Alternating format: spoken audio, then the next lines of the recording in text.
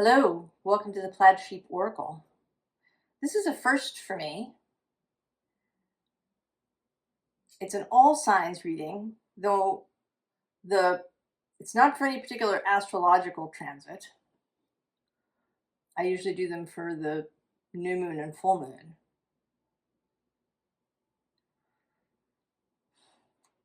And there's something about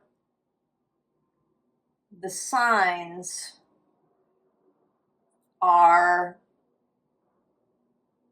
they're not rigid, they're sort of markers, they're just one way of creating sections or a way to have a variety of different messages for different people.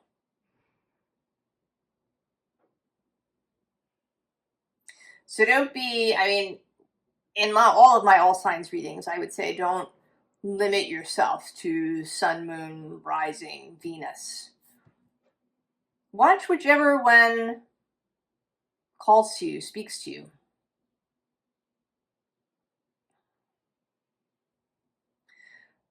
And all signs reading about the current moment in time. And maybe whenever that might be for you. It may be that something will speak to you even if you watch this 2 years from now. But there is something about this moment.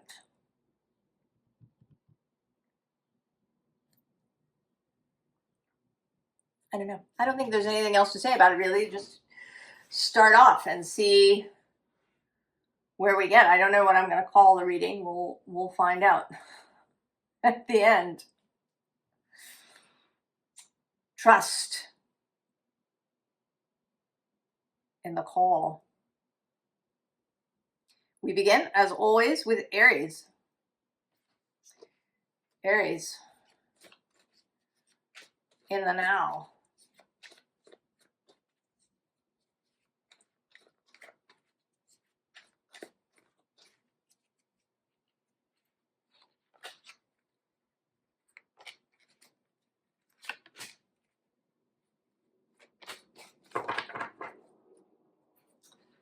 King of Cups on the underside, or on the bottom, and then Two of Pentacles.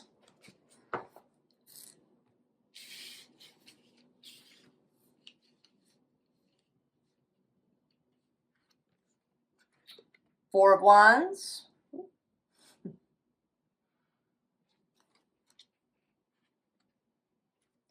Two of Swords. Justice.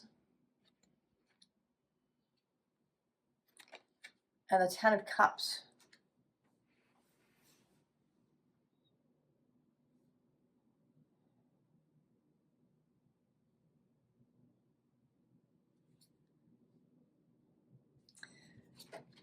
There's something very significant in some way in these two being blinded. One with a blindfold and one with sort of veil. It almost looks as if there's sort of an extra layer of skin growing over her face that covers her eyes, but it's kind of transparent. It makes me think of those statues. They're quite beautiful. They depict a face or body covered in a transparent veil, but done in stone.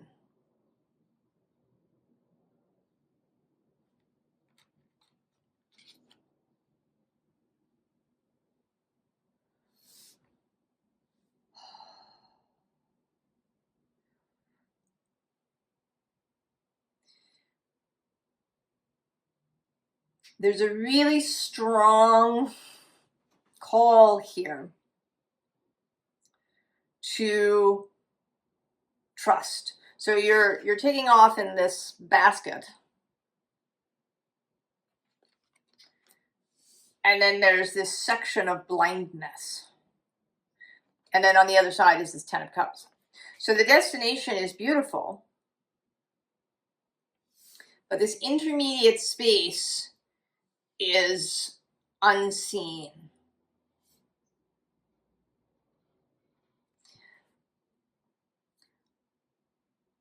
And it's certainly an Aries idea that Aries can just sort of rush forward into the unknown.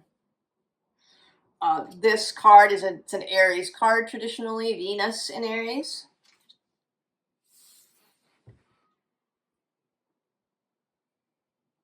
To rush into something for the love of it. But of course, nobody's all Aries.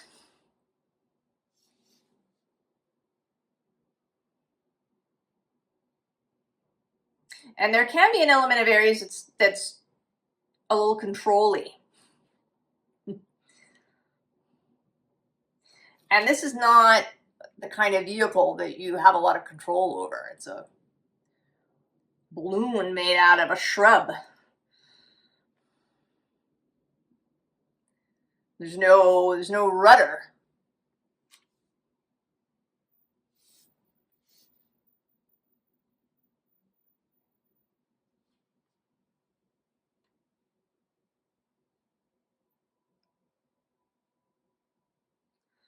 The call to alignment.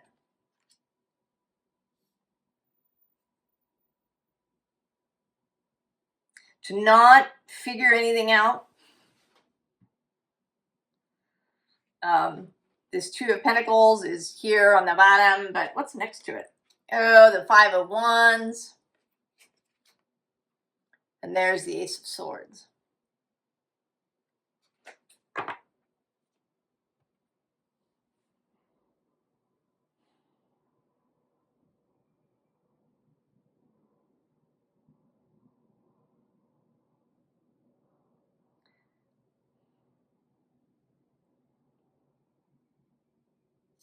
No, I feel like I want more, Aries.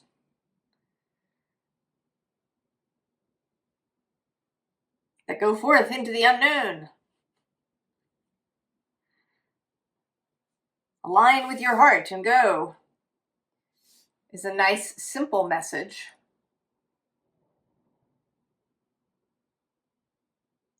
And maybe that's, I don't know, maybe that's the point.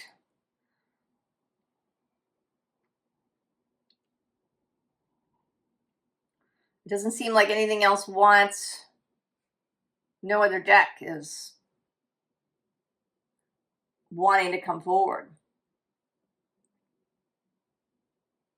That it's just that simple.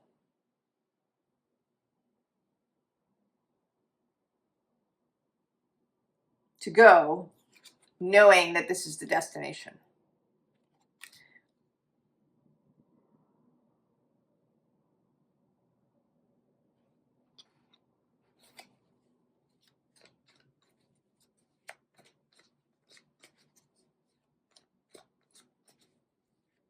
We do sometimes like to complicate things. At least I do.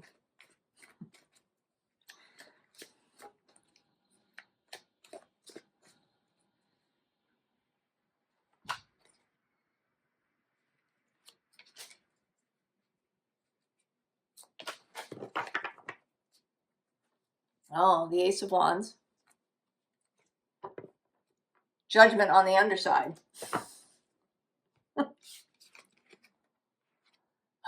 This card. This Three of Cups came out as I was thinking about this reading and how I should proceed.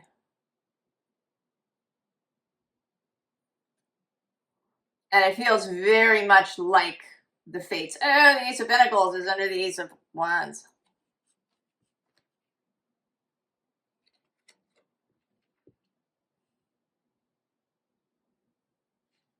Fates, the Norns.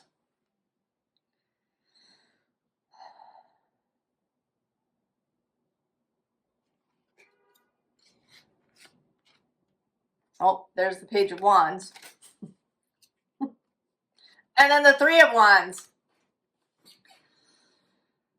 Aries.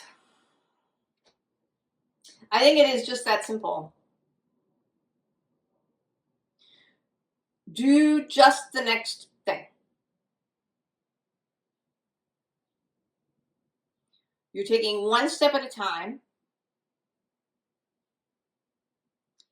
You don't know it, you know, it's as if a series of spotlights are opening up. And you step into each new one. And you have no idea what's in the next whole set of spotlights.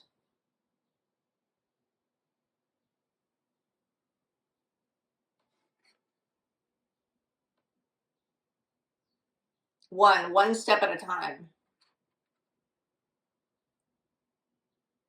And there is something about this that's difficult because we have the Ten of Swords. There's something about this that's a giant release. Below this, we actually have the Three of Pentacles, which is the third three. And then the Ace of Cups is the third ace.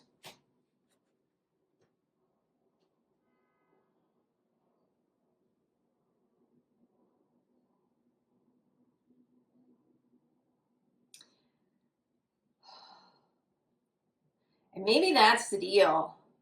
You know, the threes are in part about others. The Three of Pentacles is the working, the building of something with others. The Three of Cups is celebrating emotional times with others. The Three of Wands can be sharing a collaboration, sharing ideas with others. And then the Three of Swords is the way that we can tell stories about others. Or we can have interactions with others that are painful. And actually the Three of Swords is the one three that's not out here.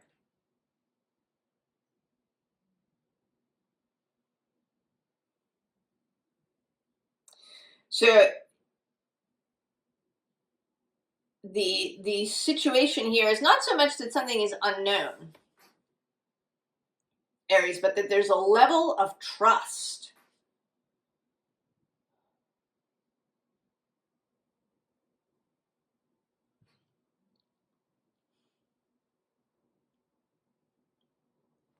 The lone wolf character doesn't trust. Mountain climbing has been showing up a lot in the last 6 months for me in many ways, and that is certainly a place where trust shows up when you climb with others. And some people don't. Some people are, you know, solo climbers. That's what they do. They don't climb with others.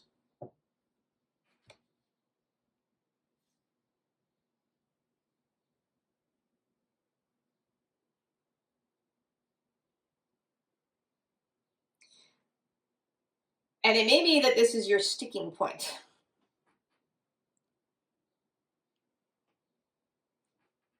That you feel like to do this means that you're trusting others, other people, and maybe other forces. It may even be spirit. If you've got a trust issue, it probably doesn't stop with people, human people.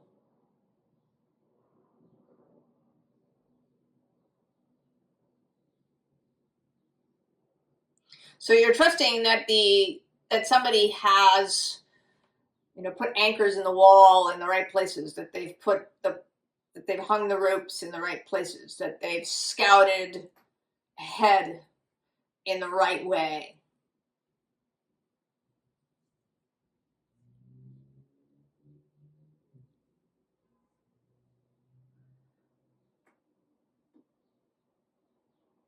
You know, this feeling of being in the hands of something, even if it's God.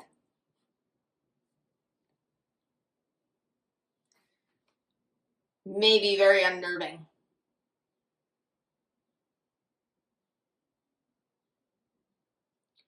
And that's where you need to go, Aries.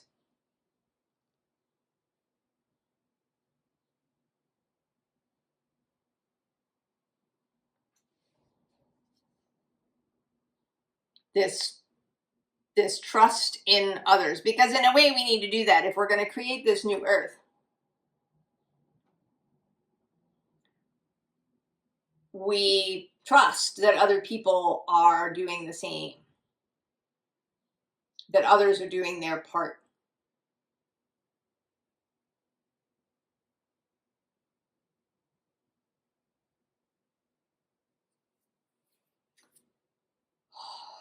Trust, Aries. I know, I want just a little bit more.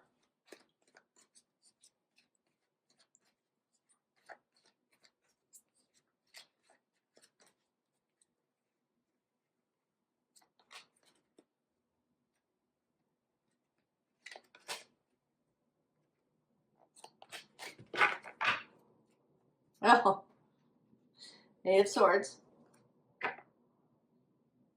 Seven of Swords on the underside. This particular, and there's the Emperor. There you are, underneath. This Eight of Swords actually, a couple of months ago, came out to me in a way that the Eight of Swords never has, which is as a trust exercise. Being blinded.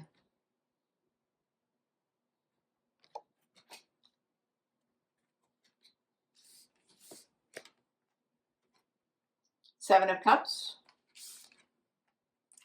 There's the Ace of Wands coming out. And the Nine of Swords. So in this moment, in this trust exercise, when the Emperor might be agitating, for you to rip off the blindfold and grab the wheel firmly. When there's this feeling of chaos and anxiety,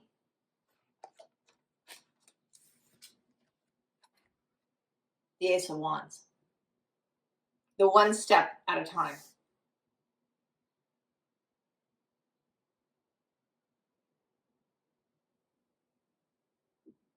That's all that's necessary. You're taking one step at a time, Aries, forward.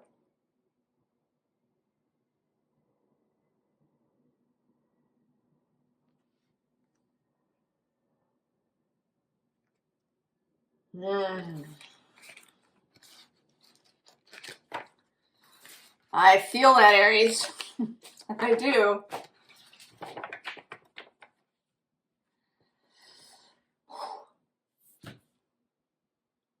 Taurus. Taurus.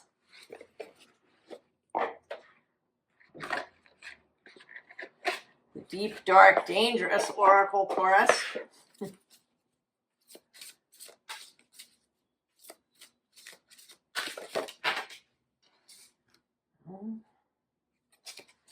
I'm going to keep those, but we'll keep them in mind.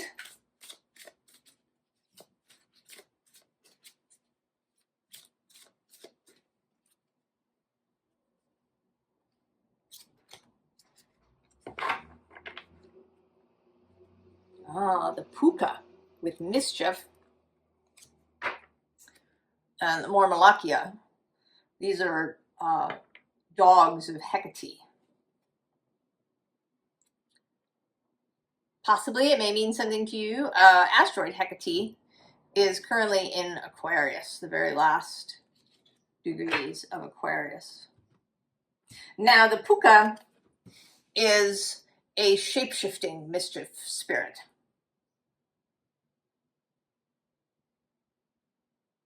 Something that confuses, is an illusion, may lead you to a wrong conclusion if you act precipitously. Oh, Taurus. Fear. Mm.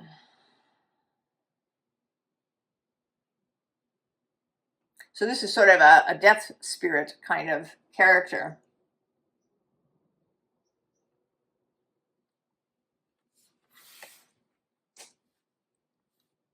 But with the puka here,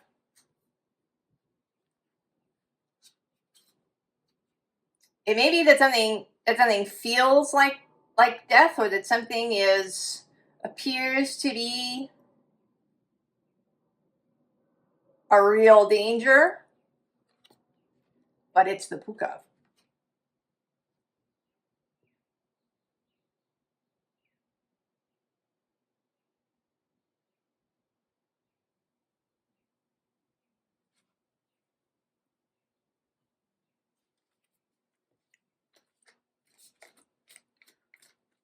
There's something that may be causing fear, you know. There's been all of the, I of course have lots of astrology channels pass through my YouTube feed, and many of them are filled with fearful stuff. I don't even have to listen to them to know the thumbnail or the title speaks to creating an atmosphere of fear.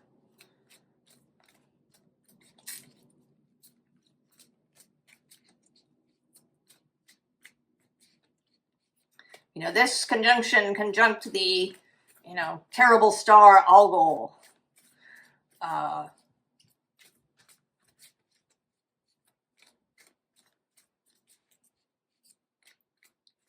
And I want to say that is mischief. It may or may not be deliberate mischief. It may be sincere, but it's mischief nonetheless.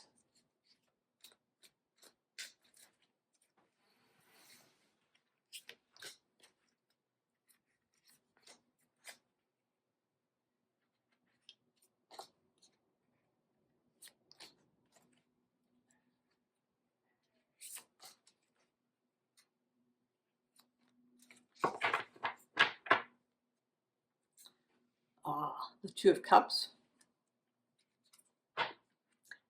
And this ecstatic world underneath.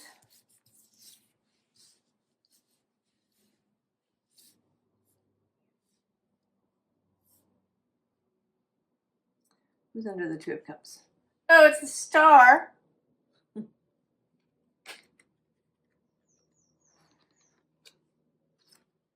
The Hierophant, your card.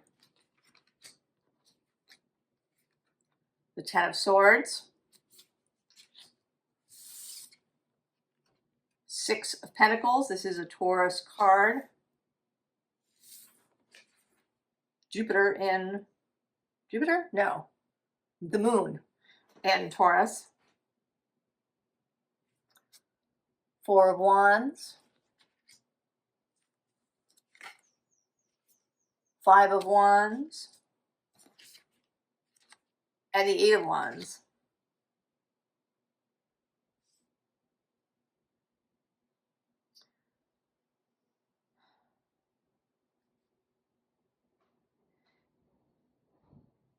Take the most generous reading of something.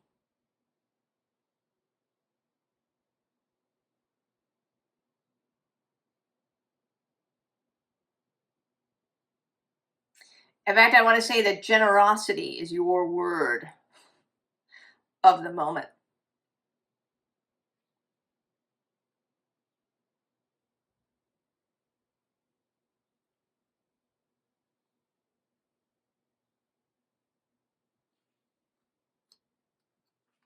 Right? This feels like sharing.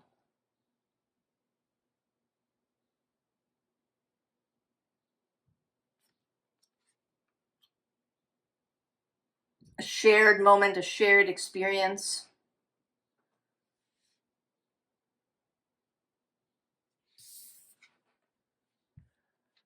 The Hierophant often for me is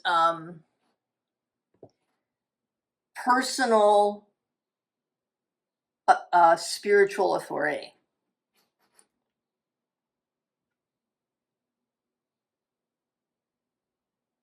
That groundedness of Taurus. And this is an example, you know, the Hierophant can show up in a reading, and people often read him this way as, you know, top-down spiritual authority. You know, the sort of rules and regulations of a religion. And I think there is a place for that.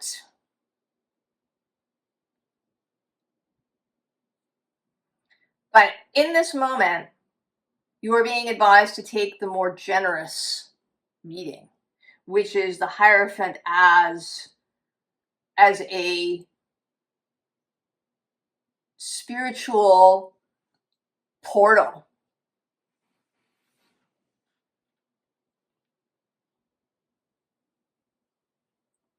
I mean, that was the purpose of the priest or the priestess. To be a conduit between spirit and people. The kind of the more right,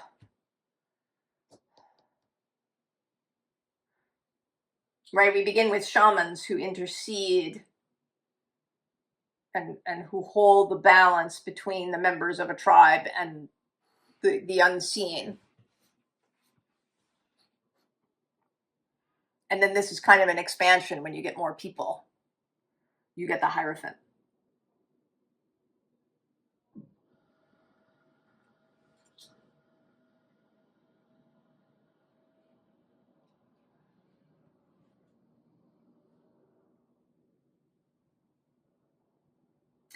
And even this Ten of Swords,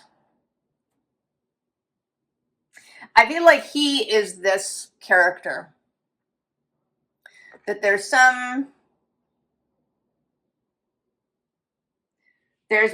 ending looming.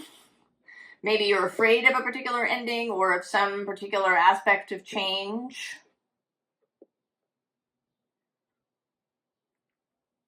That you're seeing in front of you.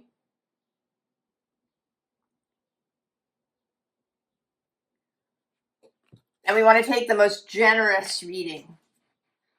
That he is there to remove the swords that no longer need to be there.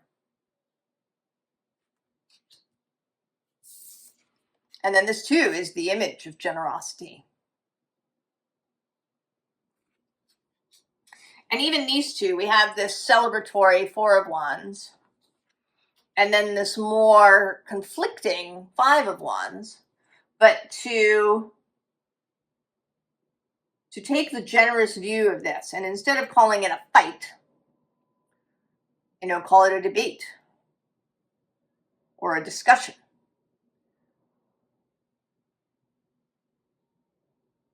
Right? You hash something out. And then the Eight of Wands. So the most generous reading of the dragon is as a force for change and evolution.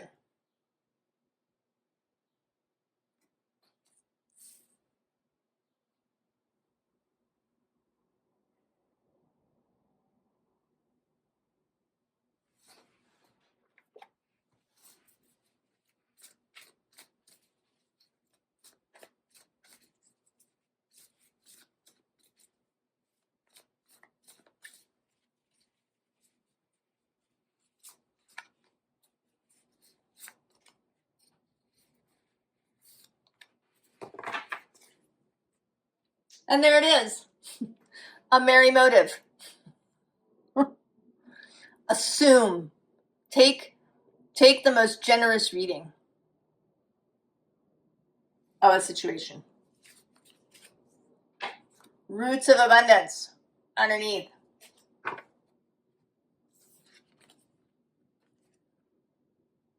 a grand symphony, wish upon a star, and the power of purpose.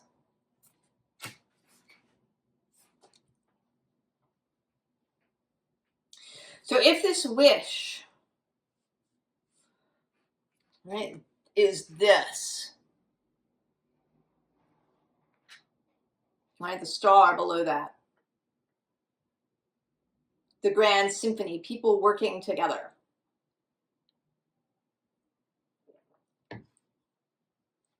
In this deck, the grand symphony is a heart chakra card.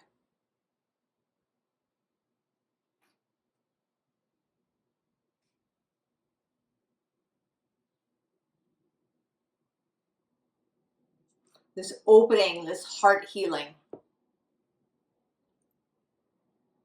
this embrace of, I don't want to call it radical, of a kind of wild generosity.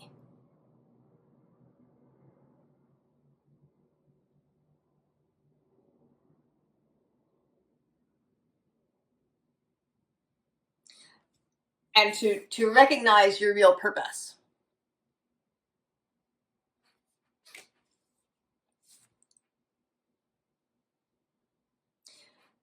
Society, we've been moving more and more to an individualist perspective, at least in the West. Although I think that even in places like China and Japan, it just shows up differently. But this idea, I was just thinking this morning, of course, of Maslow's hierarchy of needs. And he published it, it first shows up in a paper that he publishes in 1943. In the wake of the Depression and while the Second World War is still raging. Of course, I looked him up. He was an Aries. New moon in Aries, in fact. Moon conjunct the sun in Aries.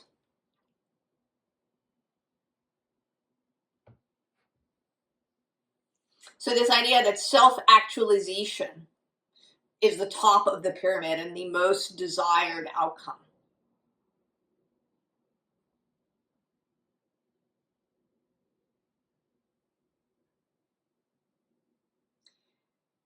And I think that we're seeing now that this doesn't work.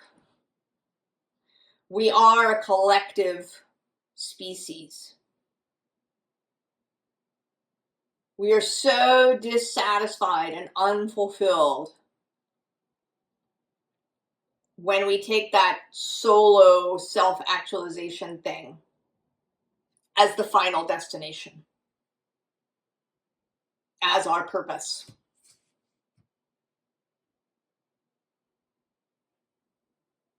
Now, along the way that we need to resolve stuff within ourselves, absolutely.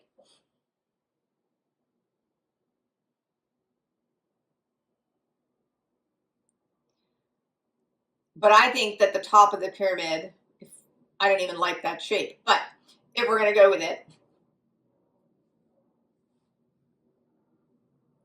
I think the top of the pyramid is where we work together. Right? We're here in a group. I love the sun when it's here, but it does make it tricky to show you these cards. Right? And this Two of Cups.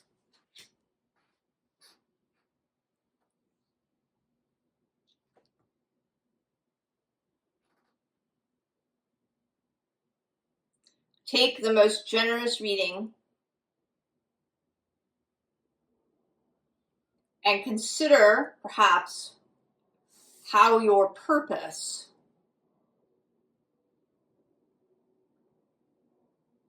can be intertwined with other people.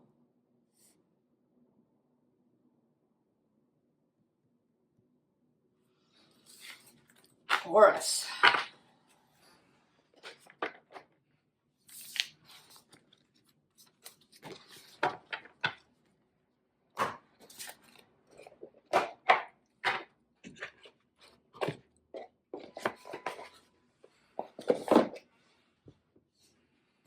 Gemini.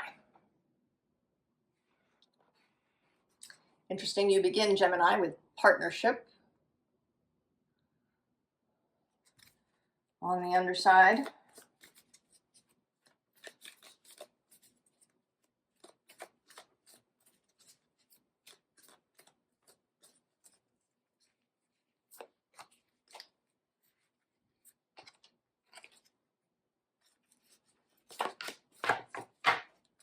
Oh, well, you apparently have it too. Fear. This showed up in Taurus's reading just now. The Grail Knight underneath. You know, there may be there's a connection now, of course, between you and Taurus running through Uranus. Taurus may be feeling the after effects of having had Uranus in there for 7-8 years. That there's a kind of jangling that hasn't settled. Still holding back, peering around corners. What's going to come?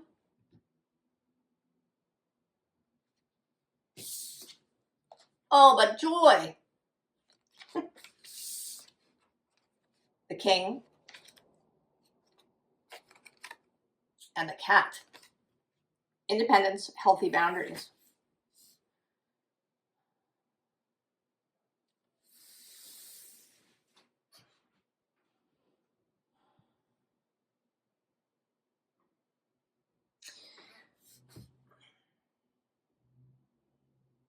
Choose for yourself, Gemini.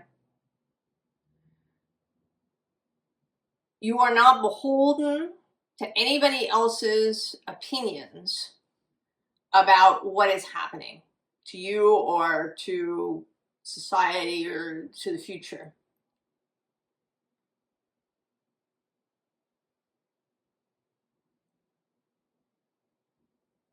You can choose joy. We had this conjunction between Mercury and the Sun yesterday, and then the Sun is going to come in on Friday, and there will be Uranus Kazimi.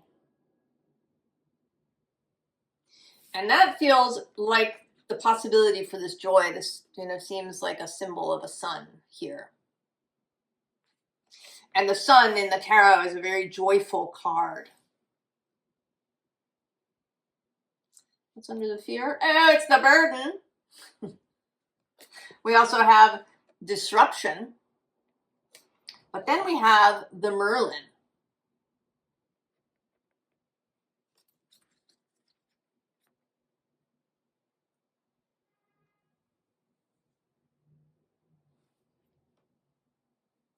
You're not required to choose fear just because everybody and their brother around you is doing that.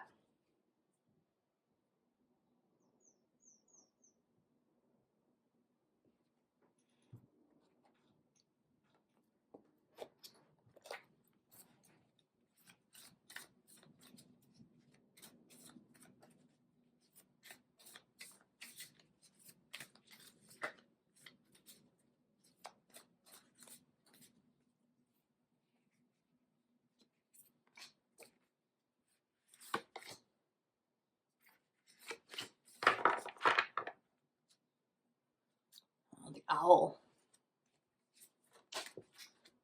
Flow. This kind of has a Merlin feel to it. Fire. The Hunter. And the Time Master.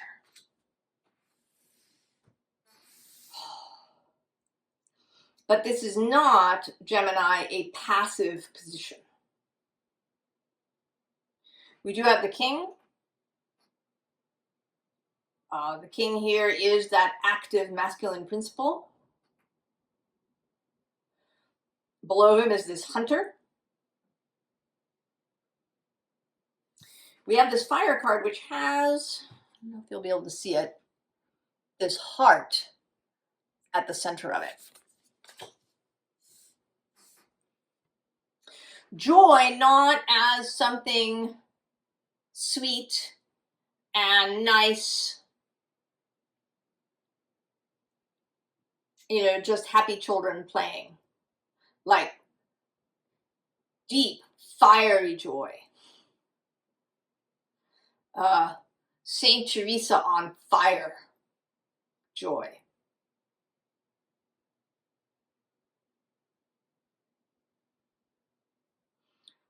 A joy that surges up within you.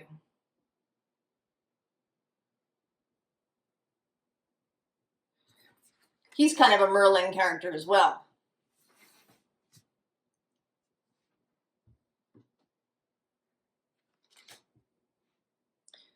This connection, I think, both with Neptune and Saturn in Aries, and in not too long, on June 30th, Jupiter moves into Leo. He also has kind of a Jupiter feeling.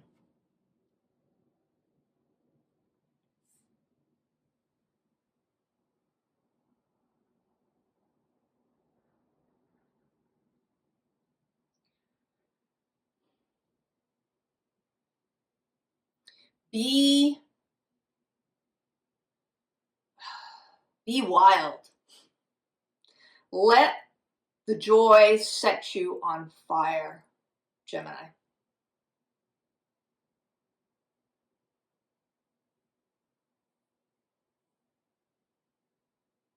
This is the energy of the mystic.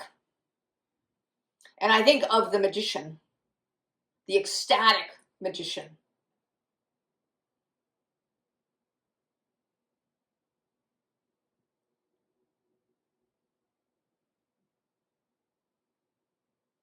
Not a really controlled, list making kind of magician.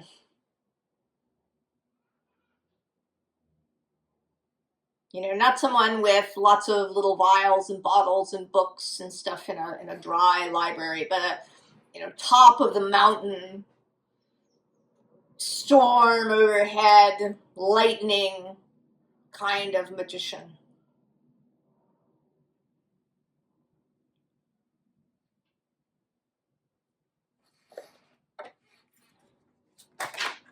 Gemini.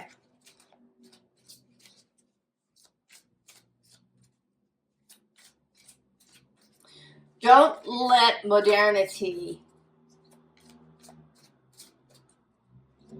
keep you in a box.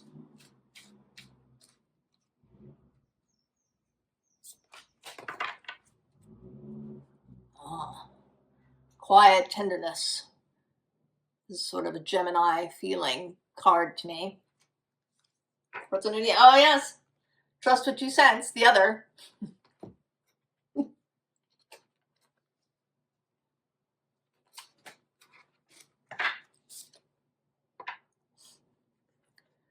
Remember that you are wild, Gemini.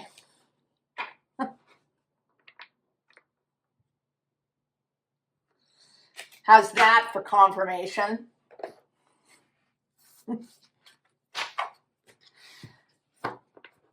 Be on fire with joy.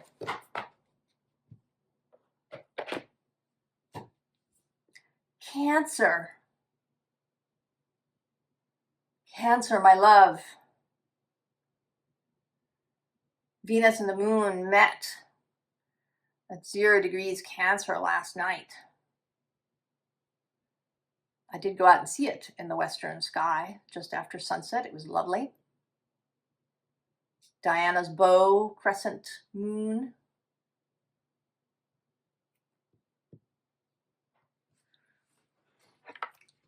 And in the collective reading, I was saying that something is beginning, something is sparked, some life in the seas of Cancer.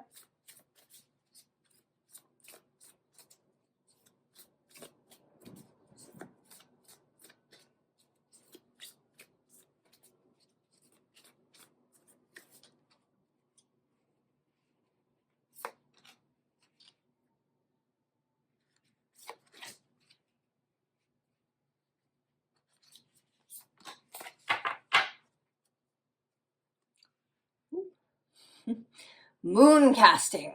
There you are. Cultivation, dream work, magic, and soothing waters. Intention, clearing blockages, energetic hygiene. The moon and Venus meeting. Tune your frequency.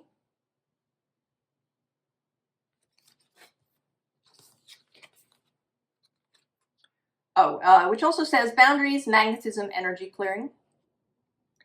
The pyramid.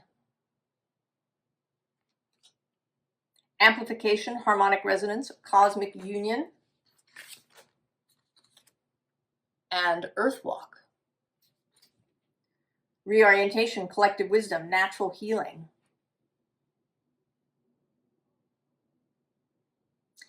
And for me, also this notion of walking the earth, of living your life. As the Scots say, breeing your weird.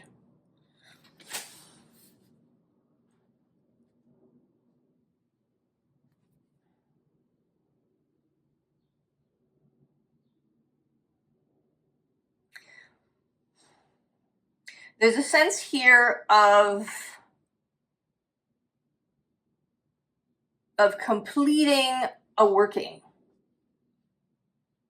That there's been some casting that you're doing. There's also inner magic below that. This tuning of the frequency, this amplification process. And then the walking out. Walking your talk.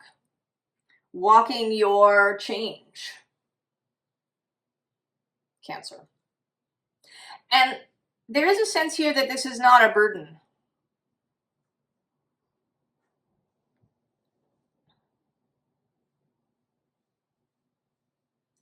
I think that Venus's transit over the next month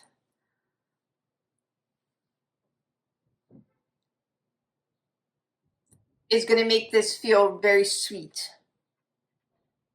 very satisfying.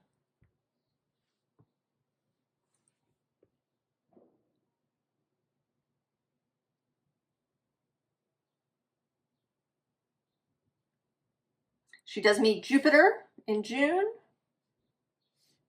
I think at about 26 degrees of Cancer.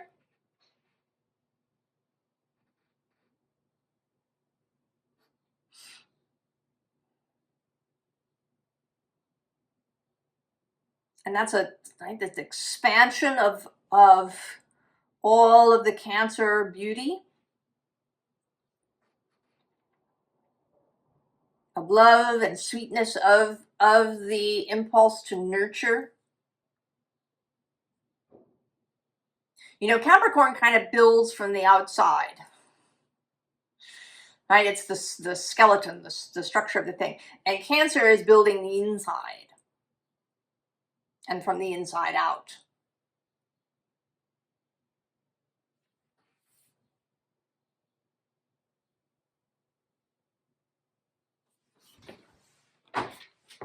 Ooh, that's interesting. And we'll bring you along since you came. It's the Santa Muerte.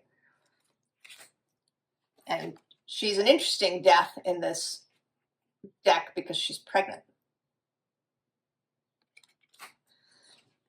The combination of death and the Empress.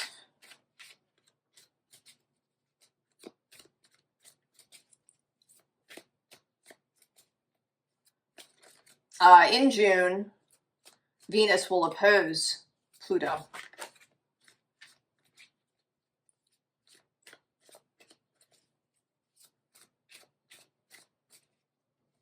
And then later trine Saturn.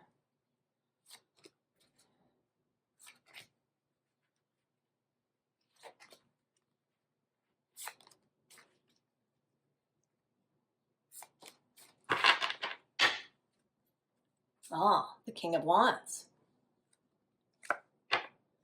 Four of Cups. But this is a very meditative sort of Four of Cups. She's not really rejecting anything. She's, I think, considering. tuning her frequency before this action taking. Oh, and there's the star. And also the Three of Wands. I think we're going to leave that jumped out to the end. I actually know what it is. But the Five of Staves, Two of Cups, Strength with Oya. She's a spirit of storm. The Two of Wands, and the Ten of Swords. Oh.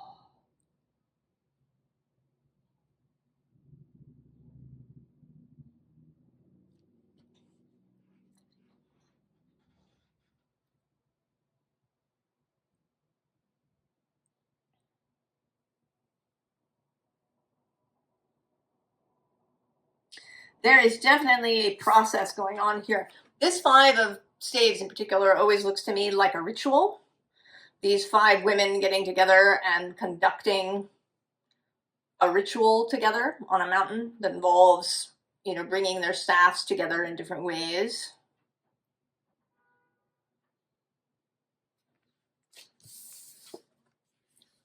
And then this moment of marriage of the above and the below, the sacred marriage. And then strength for the storm, for the change. This is this earth walking.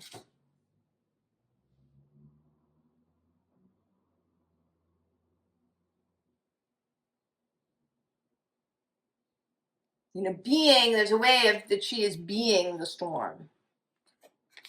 So she's not carried away by it or buffeted by it or undone by it. She is one with it.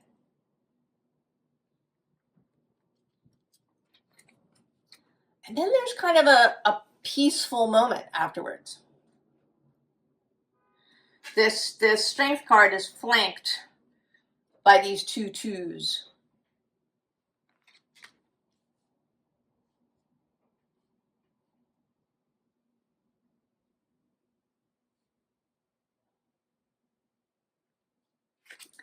And then this Ten of Swords, which to me always looks like a gate, and that if you remove this central sword, that everything else will just open up.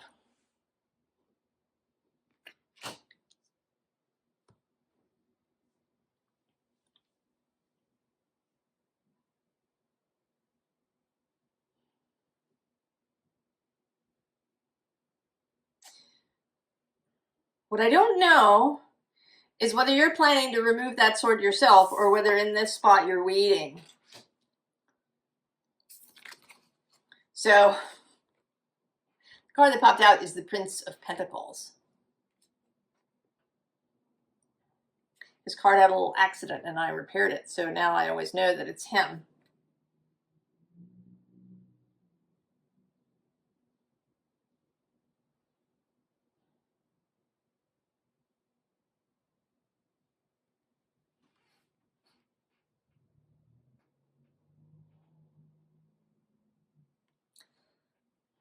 I know there's something here that's still a mystery, and it may be that we won't get to the bottom of it.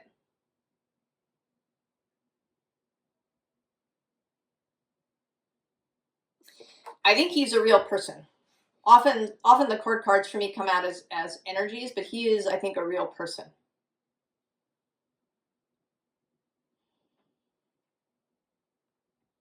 And that there's some mystery Cancer.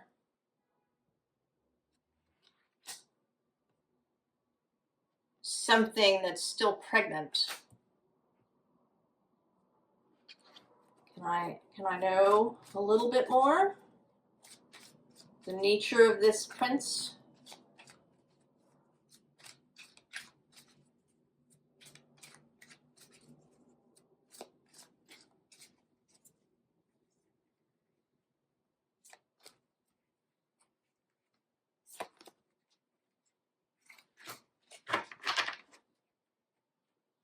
Six of Swords. And the Eight of Cups. There's some sort of journey to be made. Oh. Sacrifice Kuan Yin. This is the Hanged Man in this deck. Justice. And Fortune. Okay. So we don't know.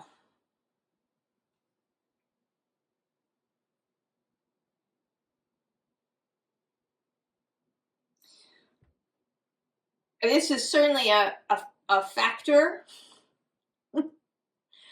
in all of these, in all the recent readings that there's something that we can't know, that we can't see. Oh, and the Ten of Cups is right below this. Oh, and then there you are, the moon. So there's a journey to be made.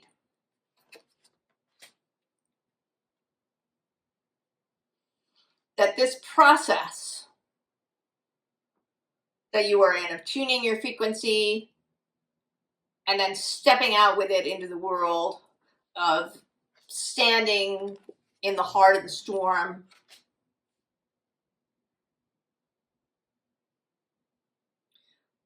that's going to lead somewhere, but it's all kind of out of your hands. You're doing this process, and then there's stuff that's out of your hands.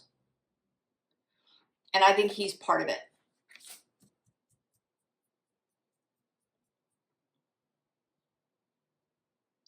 It's very mysterious, but I don't think I'm going to get anything else. So the advice, Cancer, is to, I think, primarily to tune your frequency.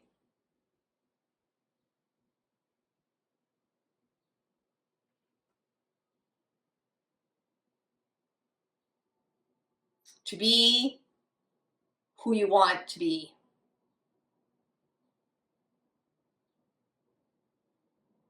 Who your heart wants to be. Your moon.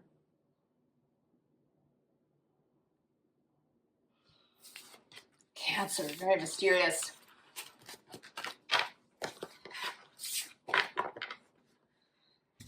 Leave.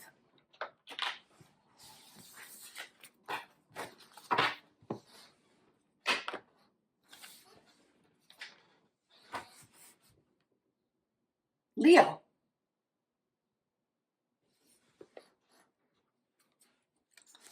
Leo.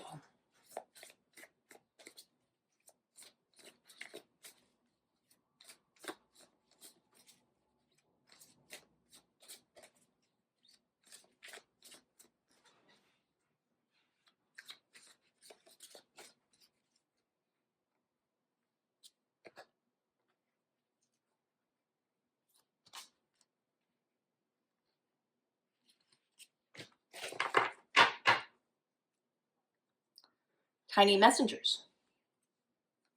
And the path of moonlight on the underside.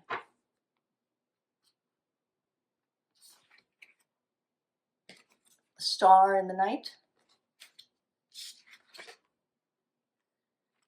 Beauty in the unknown. And between worlds. Well, Leo.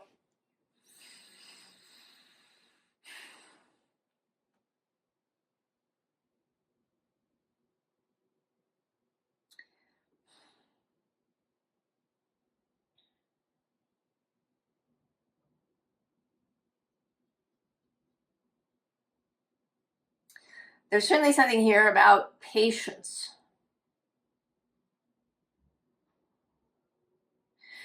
And also about small changes, small actions. With this tiny messengers. Oh, below that, red is for desire.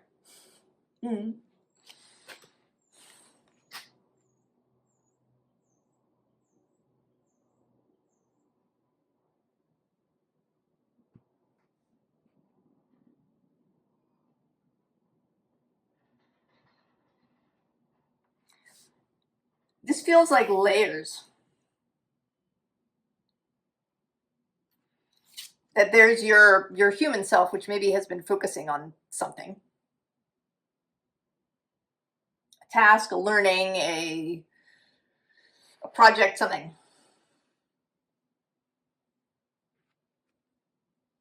And you've been nurturing it.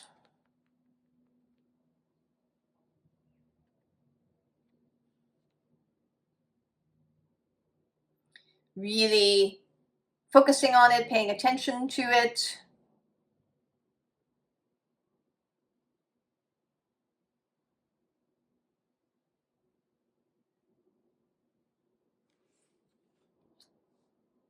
There's a sense of activity that maybe you note when it's grown and when it hasn't.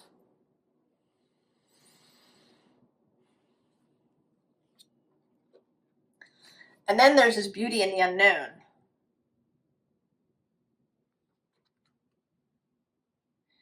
And this, I think, is more the heart space.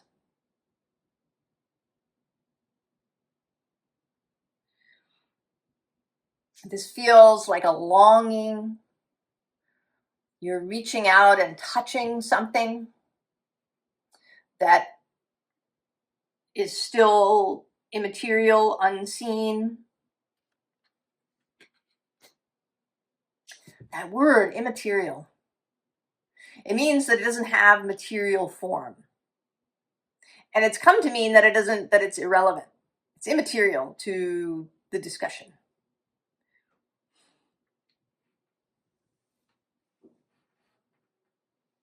If something doesn't have physical form, it doesn't matter. Yeah?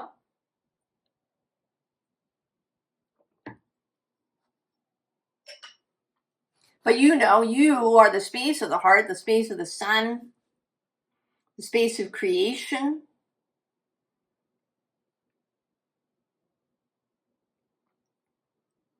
The home of the sun in its shiningness. I mean, and the sun is in some ways not physical. It's a big ball of fire. Not something you can touch.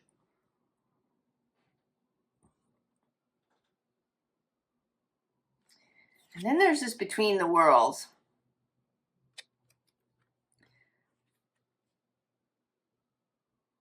And this is the soul.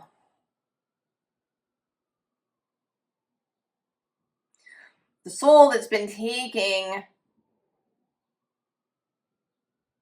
this magical route.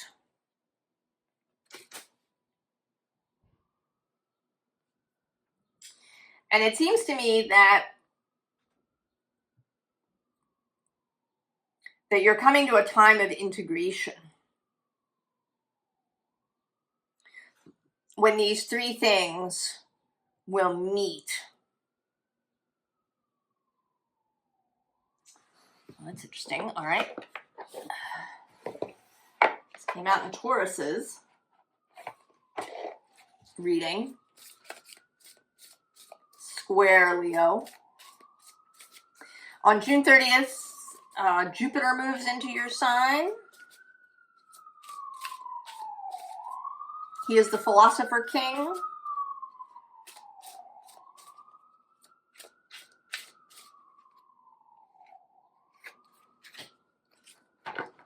Oh.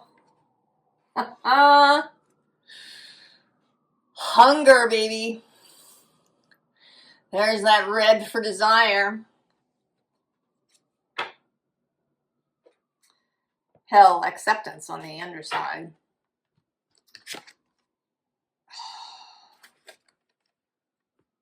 The harpy with chaos.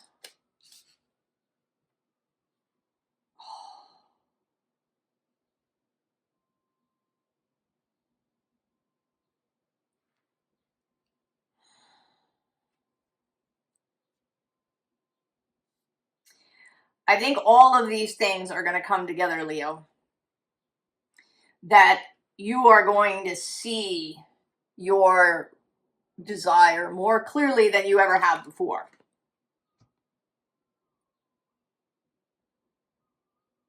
And I think your soul is the holder of the full picture. Your heart has some of it, and your mind, your kind of everyday ego self, has some of it.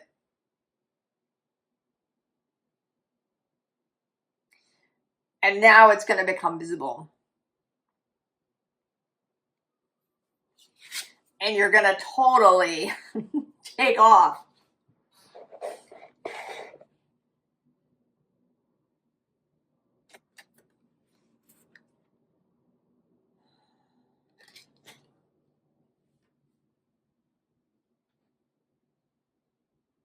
It's all going to come together. And there may be, I mean, it is chaos. There may be a really significant change that happens as a result. There is this major Jupiter opposition to Pluto in mid-July from Leo to Aquarius. And several days after that, there is a Jupiter Kazimi.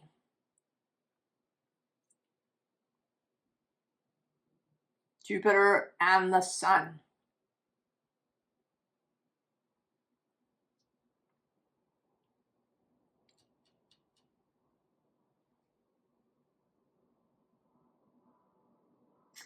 But what is the, well, this is sort of prediction, but what is the, tell us about advice. What is it you're suggesting Leo do?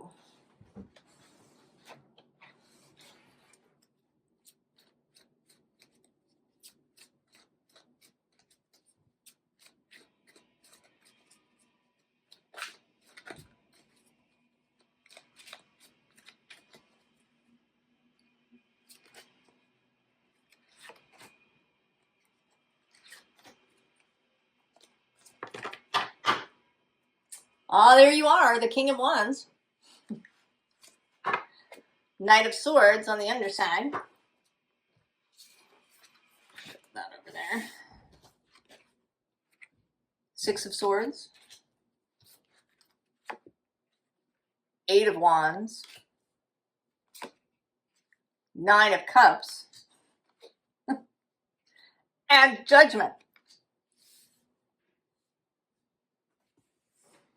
Well, it seems like essentially that you want to be yourself. Oh, and there's the Ten of Wands. And actually below that is the Hierophant.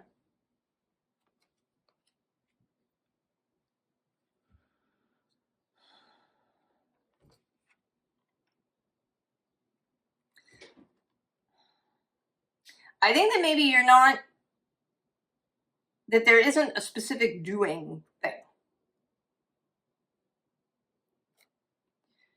That you're being advised to let this Phoenix moment just develop on its own. Sorry, who was on the bottom? Oh, yes. Right, that there will be, and who's next to him? Oh, there's the devil. So, that you may not be able to know. That if you try to figure it out, if you try to know it in the mind, you're just going to be battling yourself.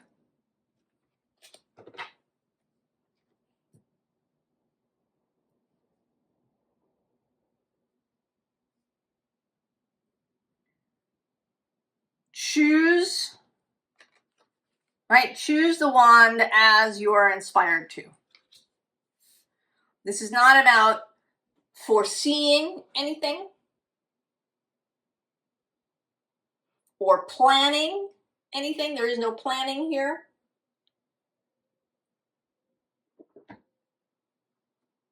You are letting the wind take you.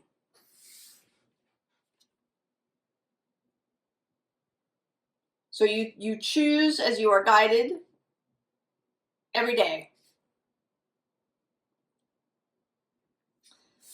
If there is a focus, it's on alignment, it's on feeling good. Abraham talks about that. Yeah, making feeling good a priority.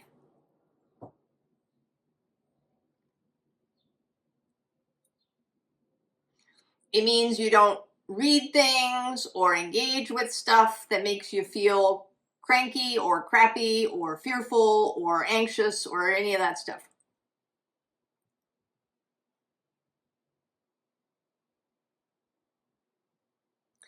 You give yourself a break, essentially.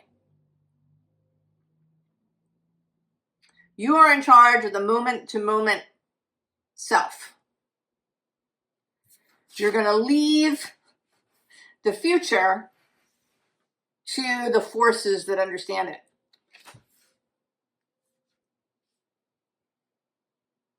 And it will unfold.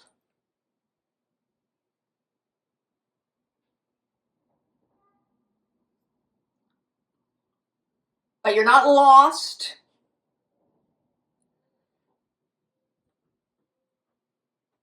You're not late.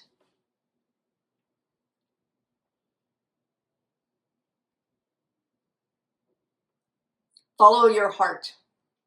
Follow how you feel on a day-to-day basis. Leo.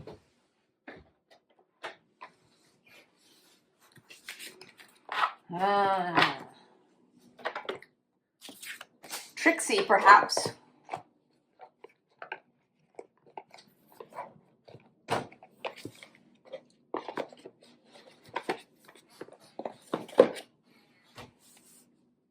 Virgo.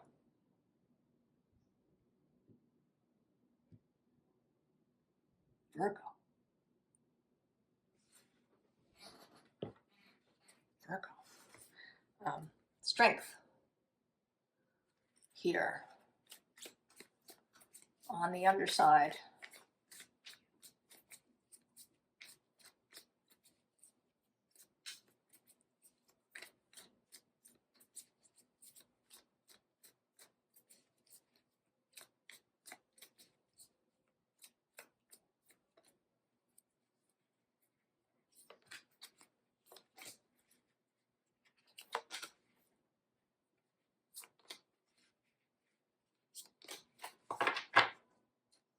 Oh, the Emperor. Interesting. Seven of Swords on the underside. Page of Pentacles. Five of Cups. The Tower. The Ten of Wands. And the Knight of Wands. Oh, Virgo. There is a dissolution happening, right? There's this breaking up of the self.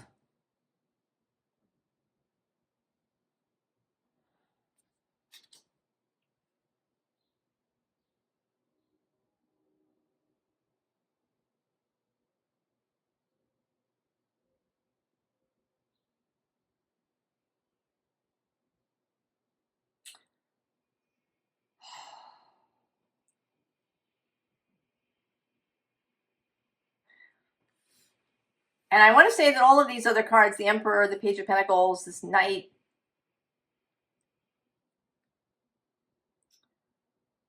are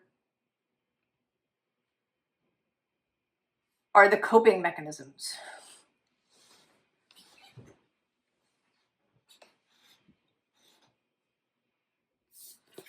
Maybe the perpetual student. If I just learn enough, you know, the next piece of information that I collect will solve everything. If I just learn enough, if I just find out enough, if I can just make sense of things, if I can, you know, line it up and put it into an order that makes sense, if I can, you know, track the, you know, how we got here, steps. Someone I know who was talking to me about her divorce, and things that happened in the past, called it, you know, in her mind, they were the footsteps of doom. These various moments through her marriage that, you know, now in hindsight, if I can just map it.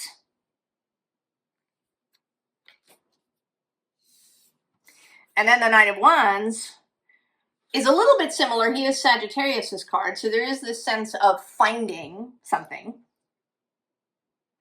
a kind of endless seeking, but there's also just the active component. If I can figure out what action to take, you know, some physical action to take,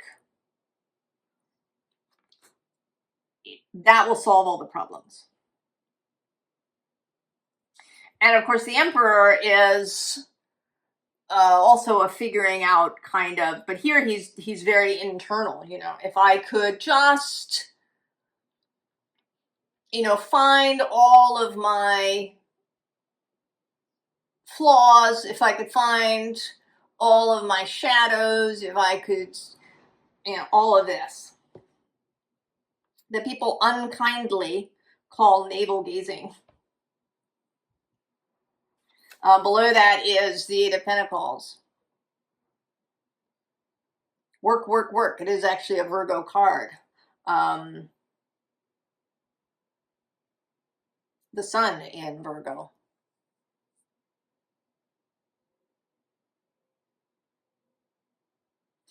And then below that too, the Magician. If I could just, right, if I could solve it, if I can, you know, make it happen.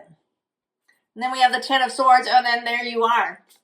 It's rather a little bit sad, Knight of Pentacles. And we also have the Five of Pentacles.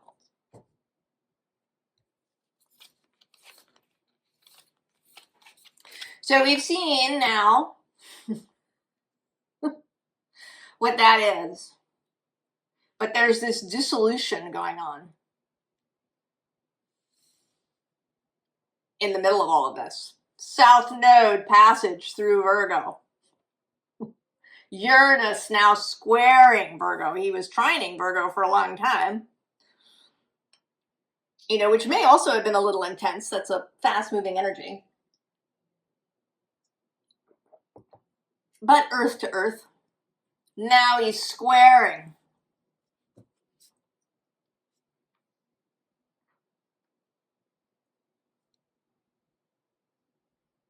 And he's going to square the nodes, actually, in June. I can't remember the date in June, when Uranus squares the nodes.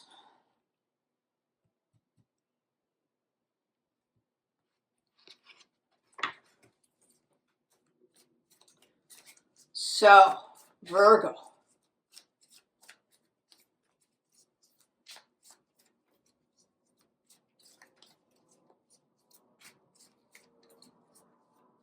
Then what?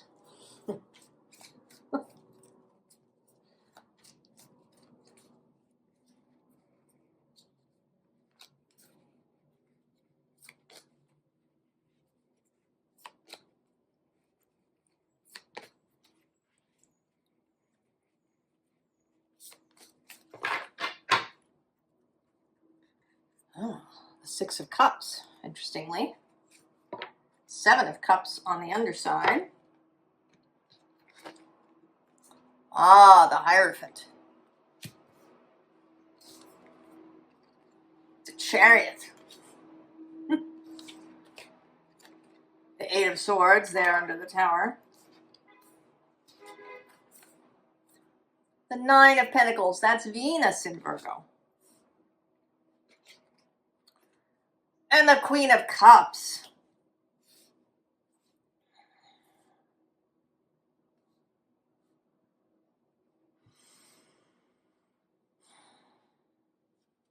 Oh, the Page of Cups.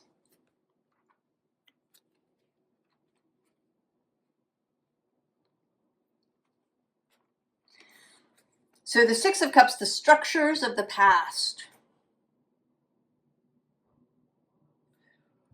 But right below it is this release.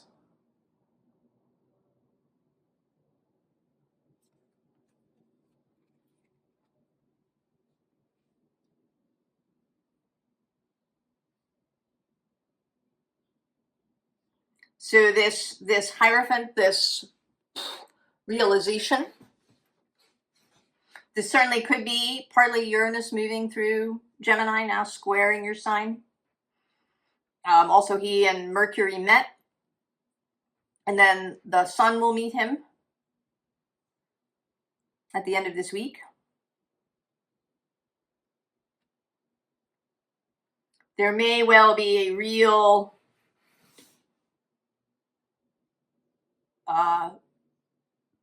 epiphany moment, possibly in a way that you've never had, like really, right? Mind blown. And then the Chariot. The sudden rush of freedom. The ability to line the horses up.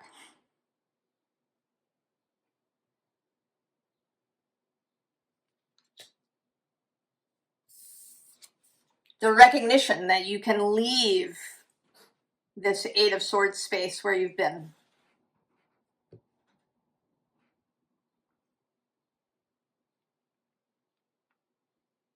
This is actually, the Eight of Swords is the first decan of Gemini. It's where Uranus is moving through.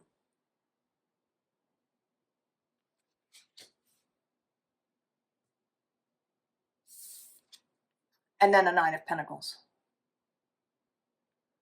Ease. A sense of coming back to solid ground after this.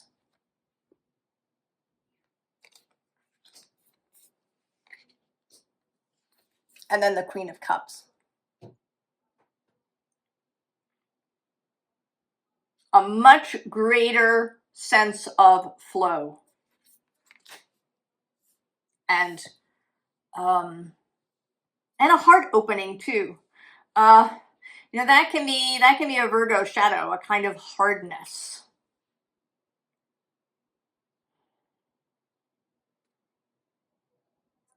Judgment. You know, it needs to be this way. Anybody that doesn't do it this way,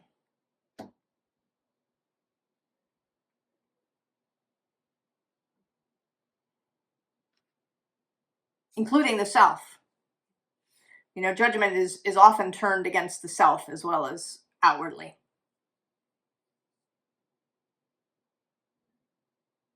Well, do we have a little bit of advice?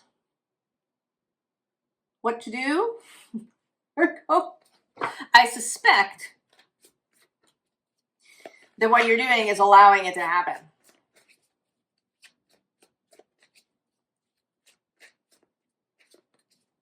But we'll see if there's something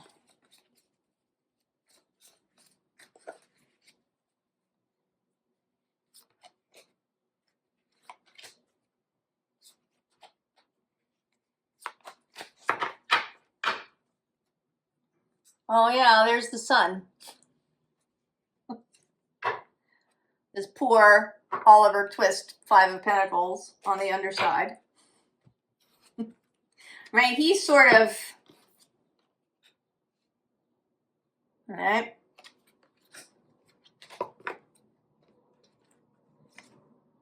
There's the Ten of Wands. There's the Knight of Wands. The Eight of Cups. And the Five of Cups.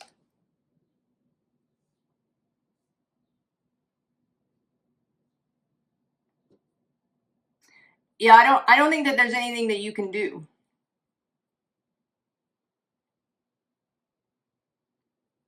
In an action kind of way, Virgo. There's nothing to learn. There's nothing to find. There's nothing to make or create or line up.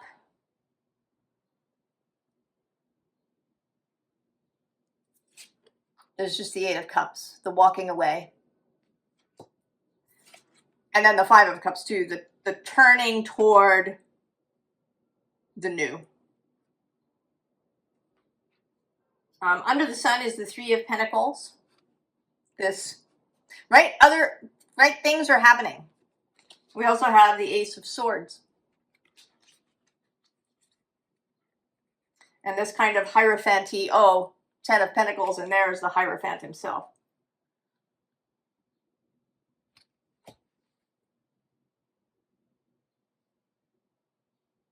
Do all that you can to quit these various coping mechanisms.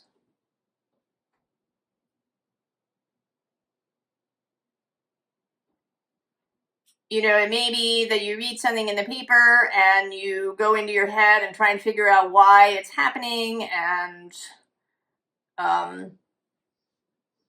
all of these things. Don't do it. Just let it be.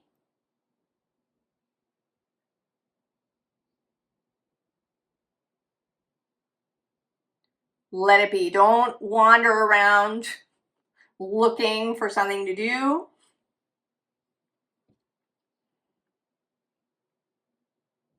Just let it be.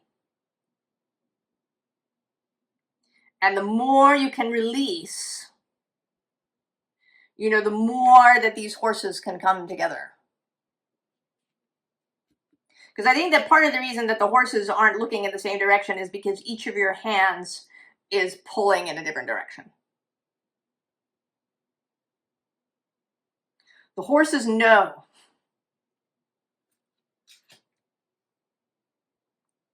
Right? The heart self knows. Allow it.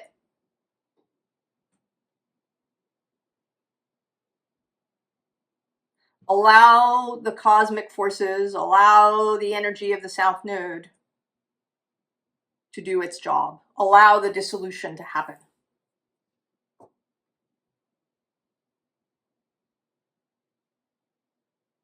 And there will be stability and peace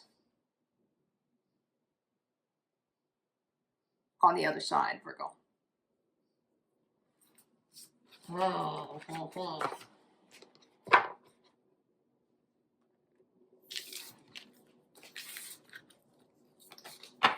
Chariot on top, I think. Libra.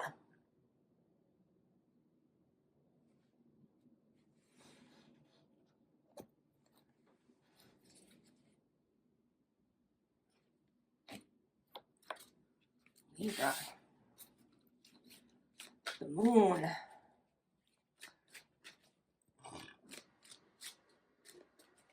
Libra, the moon.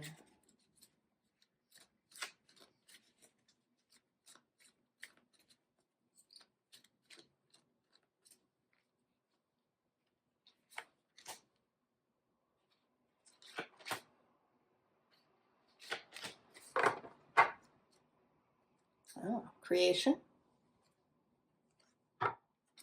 and fruition. Very nice. Power with the full moon. Patience, green corn moon. And change, the thunder moon.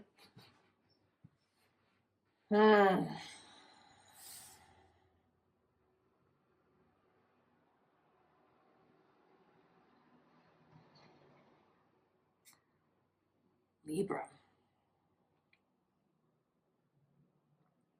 Now, interestingly, these are all full moons. Creation is the beaver moon. Oh, and then we have the queen of the moon right below. And then there, Venus is beauty. Oh, and also the super moon with attraction. I'm going to go one more full moon, the wolf moon, with hunger.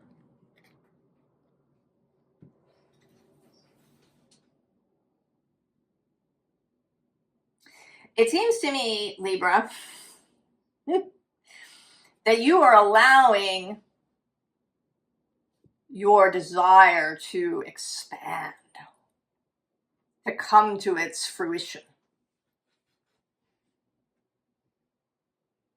That maybe there's been something that you've desired something that you wanted to create, but you maybe have been holding off. Or, I mean, it could just be that now is the time.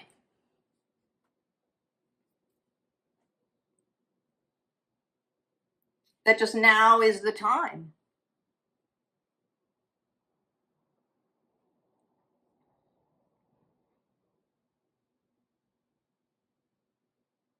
I've kind of been, you know, I often talk about astrological things, but I'm sort of minded, especially after I just did the Virgo reading, to not attempt to explain this. It doesn't matter.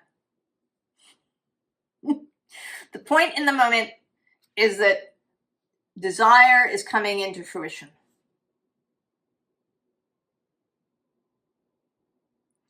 And there's a sense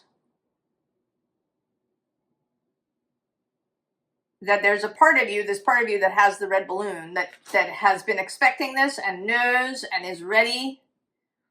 Is, you know, there's no sense of this or foot tapping. It's all arriving as it should. And then there's going to be this change.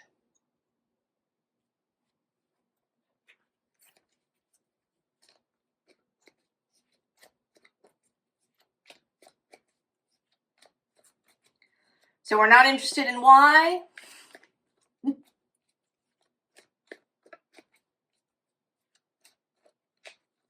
doesn't matter.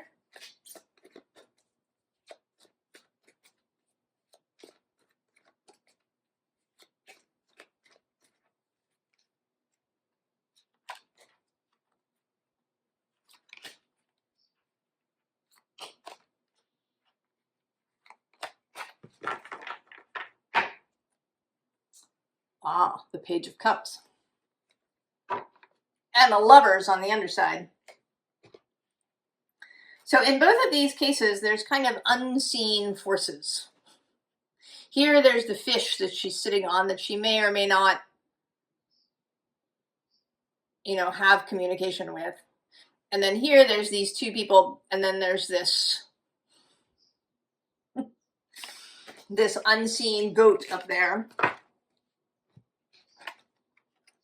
Four of Wands, that's Venus and Aries. Seven of Swords.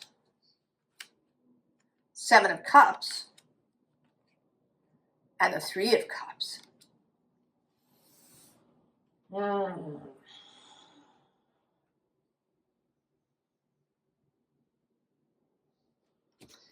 This card is now making me, this morning, it came out in my personal reading, and it felt like the Fates.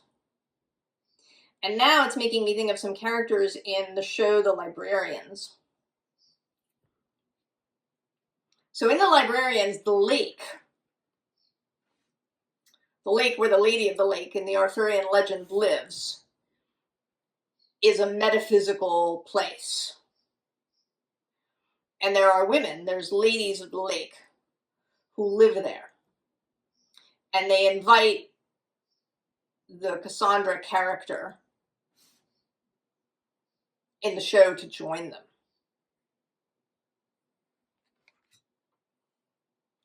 And I feel like this is you. You're on the fish. You're feeling good. You know this is unfolding.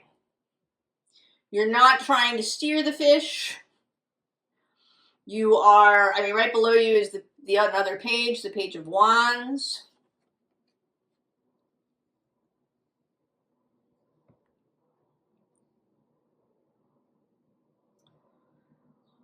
You know your job is to maintain your alignment, maintain your balance, maintain your vibration.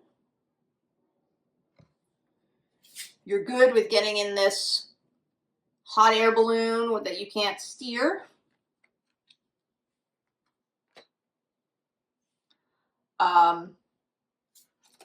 That there are troubles of various kinds. I want to say that the Seven of Swords, I think that both of these things are, some of them may be your own thoughts and feelings and fears, but a lot of them are from the outside.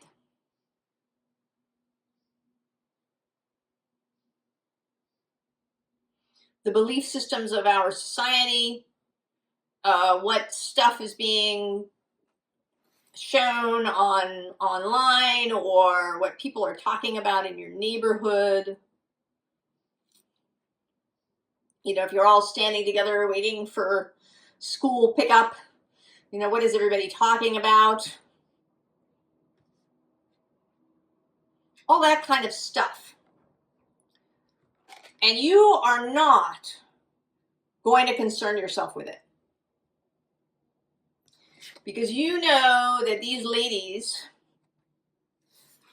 are guiding the fish. They are guiding this hot air balloon. You are absolutely letting yourself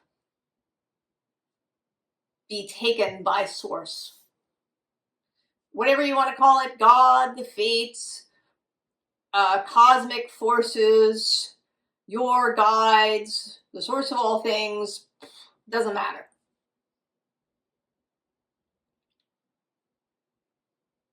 Right? All of that naming, categorizing, labeling, that's all this Seven of Swords stuff. You're not interested.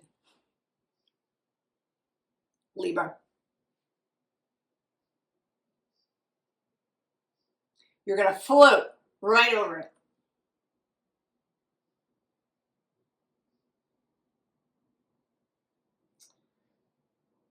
I think maybe what I want is a little bit of advice if you're not feeling this.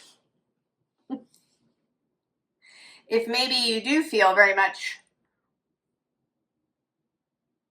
disturbed by this. If you're not yet feeling this full moon power.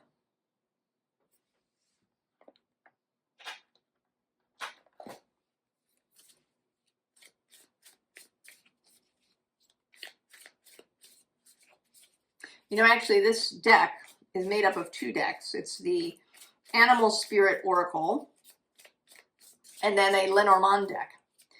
And I never used them, or not never, but very rarely. I just didn't, I don't know, I didn't feel really connected to either of them. And I had this idea to mix them, just because. And so I did, and now it's been coming out a bunch, and now it's making sense. And the messages are making sense. And it's not something that one might have, you know, planned to do. I just followed the feeling.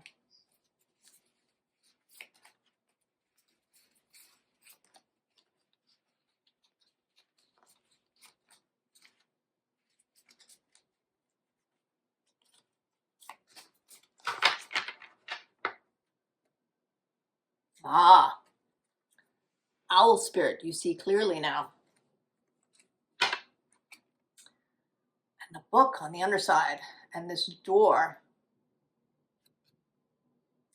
This feels like, with the owl in this book, you've stopped relying on outside sources, on books, on podcasts, on maybe even on readings.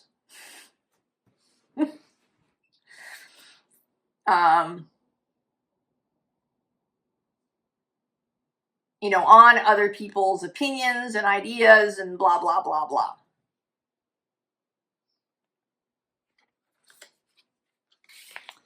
We also have underneath the owl, the grasshopper, take a leap of faith.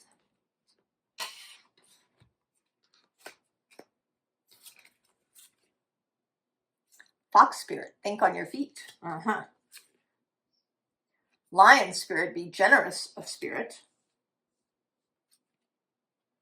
Oh, it's the fish. It's the fish. Oh, and the fox.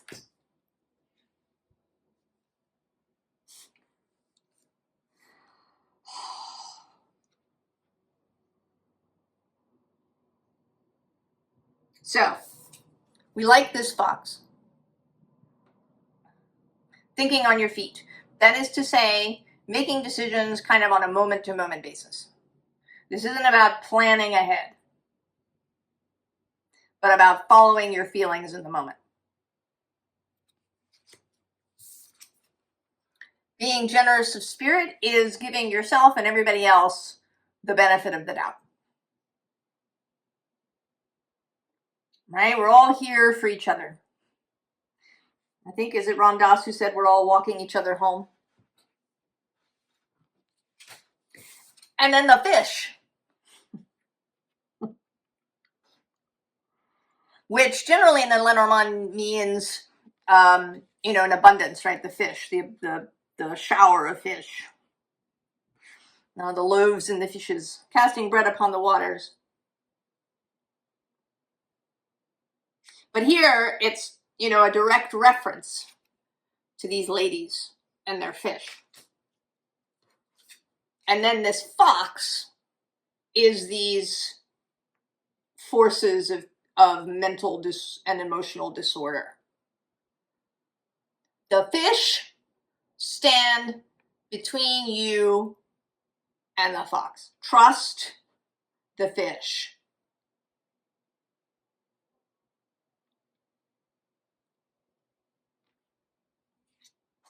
Trust your guides, trust God. Trust that which feels like beauty, right? That which feels like generosity and openness and life and movement.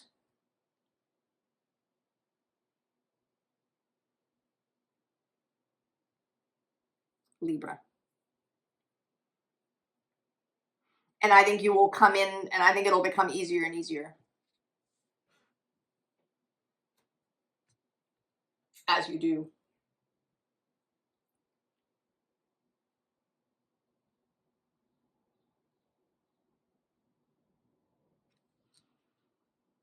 I mean, this generosity of spirit too kind of stands against the fox forces, the forces of disorder and pain and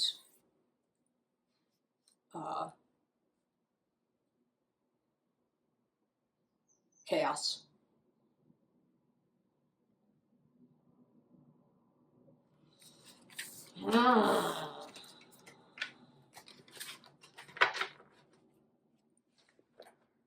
Libra, trust the fish.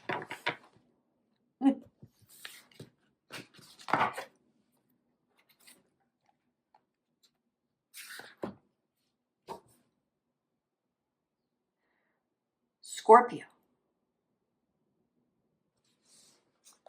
We're starting here.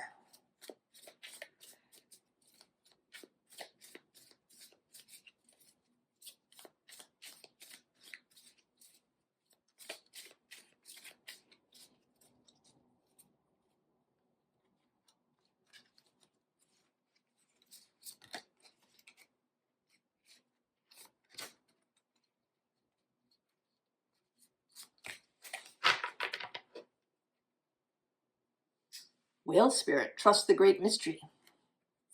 An electric eel spirit, bring your ideas to life. Well, two ocean-going animals for you, Scorpio. Oh, the sun. Buffalo spirit. The abundant universe will provide. Snake spirit. Time to heal. And the cross.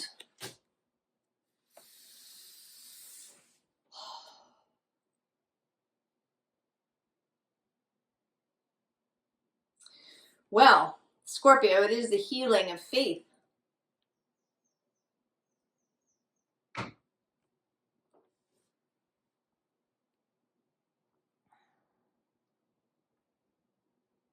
And I think the healing of commitment.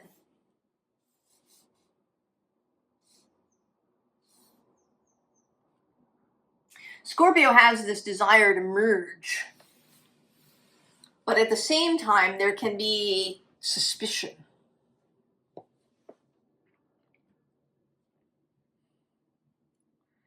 that creates mistrust, secrets, fears of intimacy, fears of commitment.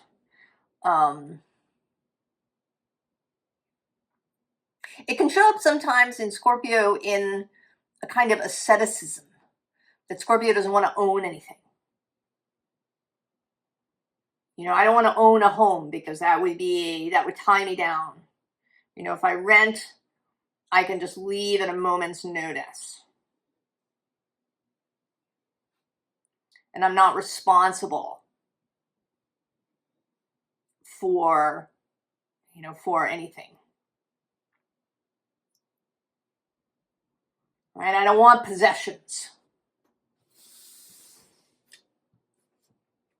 In a kind of, you know, it's one thing to not feel that you need a lot of stuff.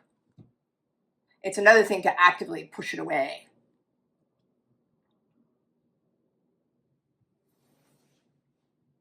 Right? It feels like you've been avoiding, like this buffalo has been following you around.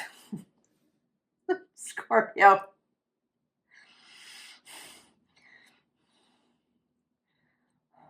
I actually, I'm sort of seeing this whole thing unfold in my mind of this buffalo kind of lurking behind boulders, doing his best, you know, to sort of stick with you, waiting until you're ready to engage with him.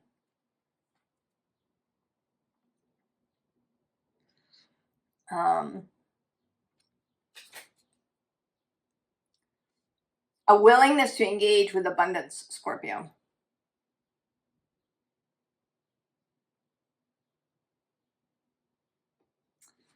Oh, that's interesting. Going for the Kantaji Oracle.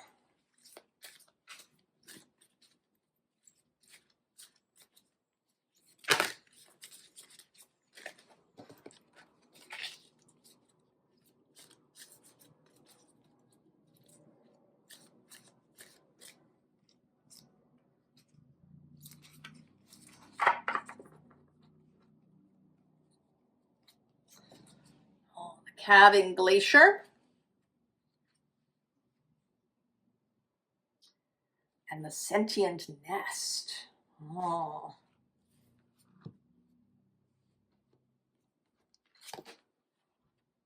Swarm of bees.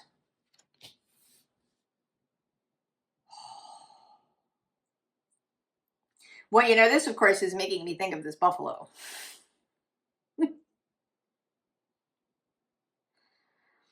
Right below it is the setting sun sings the song of unmaking. And we also have the unburdened bones.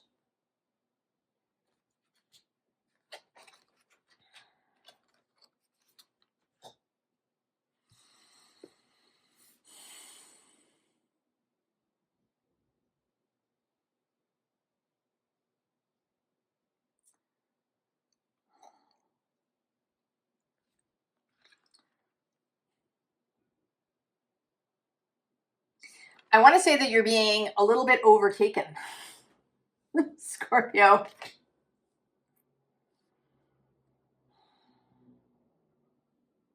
That this buffalo has been shadowing you.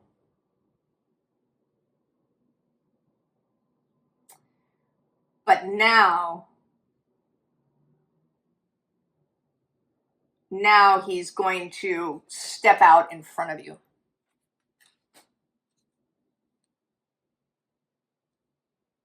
No more games. No more hide and seek. I'm actually going to have a little look in the guidebook.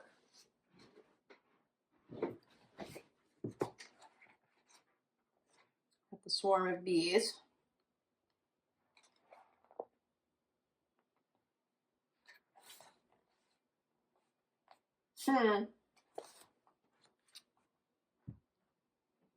In the story about how a bee swarm makes storm clouds, and the clouds make rain, and the rain falls sweet, and the rainbows are gold tinted, And the wine from that year is waxy and smells of pollen and comb.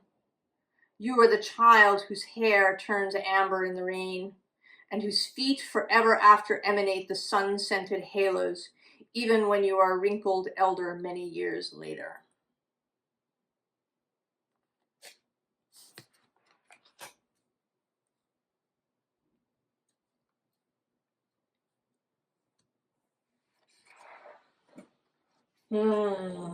Scorpio, do you feel that?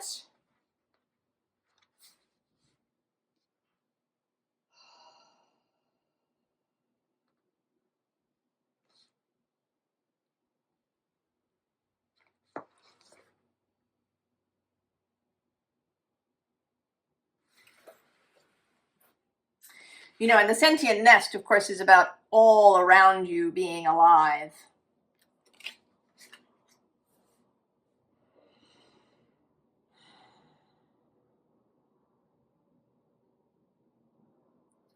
There's a return here to the great mystery, to nature. Below the whale spirit is hawk spirit. Let spirit be your guide.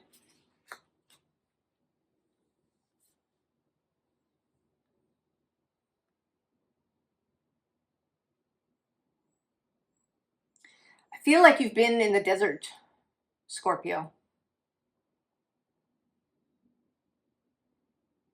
That in a way you've actually, without knowing it, that you've been away from your own waters.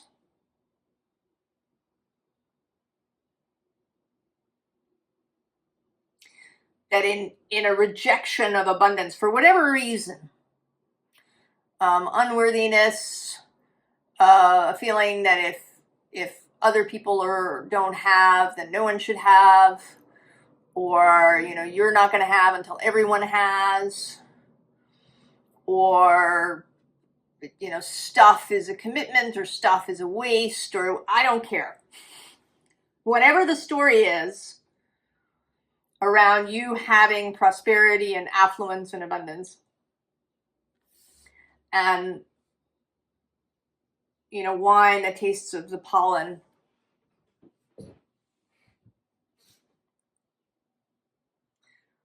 that was a rejection of your own waters, as well as a rejection of the great mystery.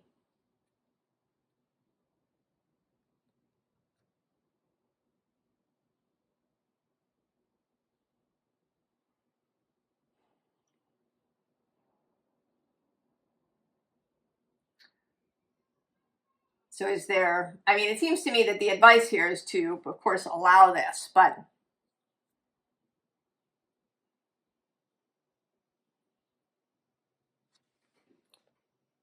a little something for you, Scorpio.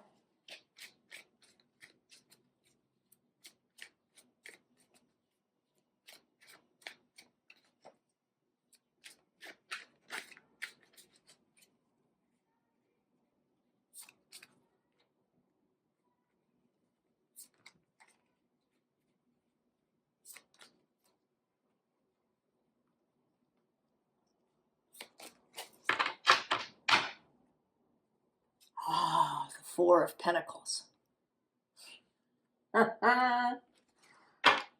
Strength on the underside. Page of Wands. Four of Wands. Page of Cups. And the Ace of Swords. Oh, and below this is the Ace of Cups. Right? The dragon on his hoard. Is that what you were afraid of?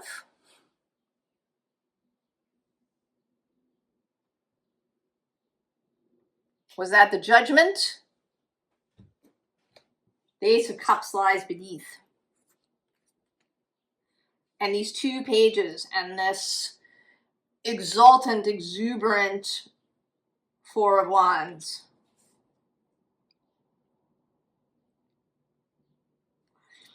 And this feels, you know, the Four of Wands usually shows the structure of the Four of Wands. But here they're mobile.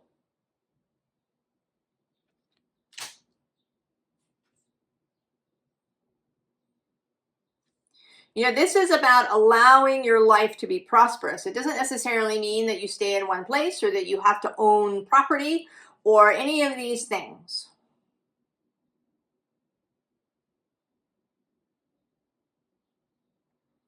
This is about being open to new inspiration, to taking an innocent view of things, to suspending or releasing judgment about things entirely. If you have judgment about people who own things,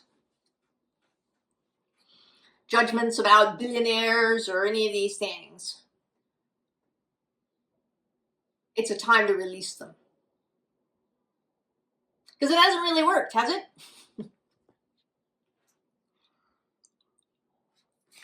And that release will allow this Ace of Swords to arrive.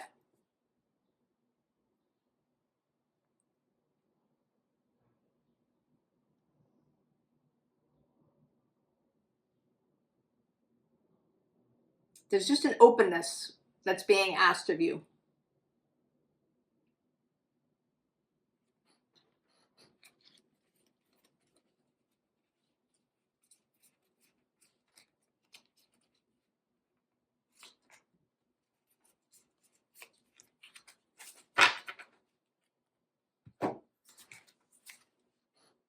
Sing your own song. Oh, the lady. And Chameleon Spirit, act as if.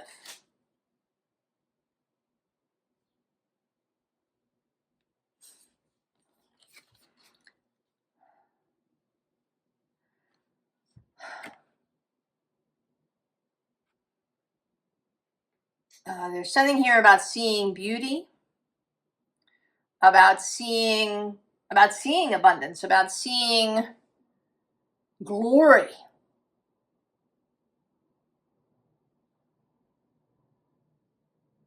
Right? About that rainbow.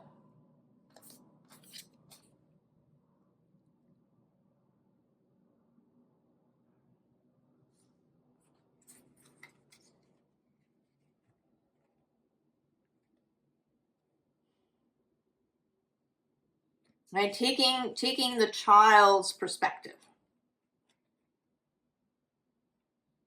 The fresh, innocent perspective about everything.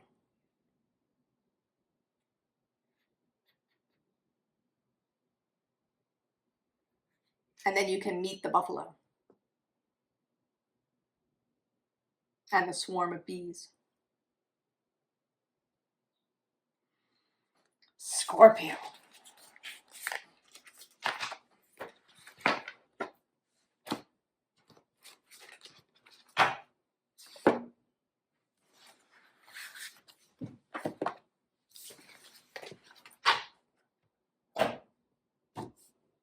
Sagittarius. Ooh. Also wanting to start with the moon.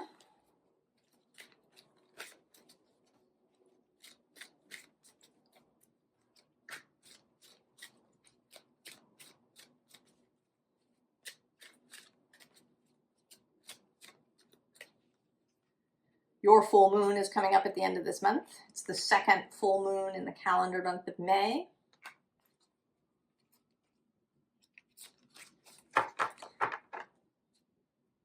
Oh, gratitude and focus on the underside. Balance. Fear. Faith. Well,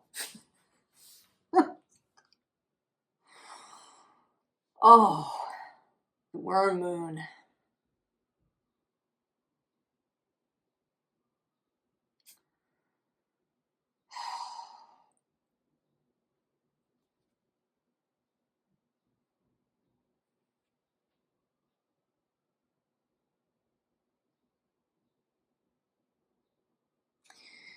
You know, this feels like allowing yourself to feel the hand of God.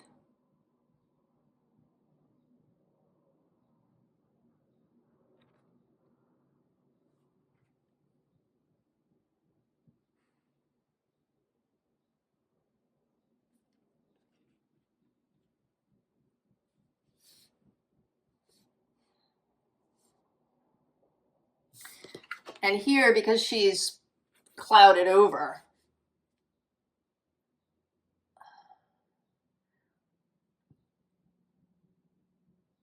a willingness to not know all the answers.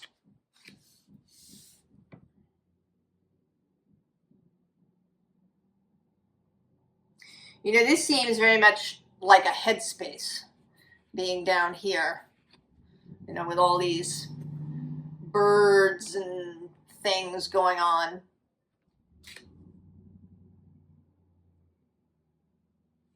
Whereas this is a very embodied state.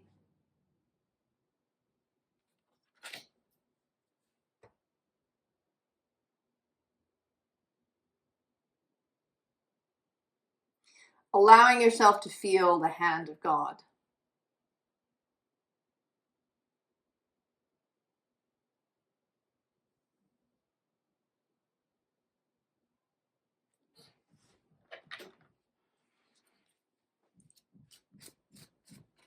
Sagittarius.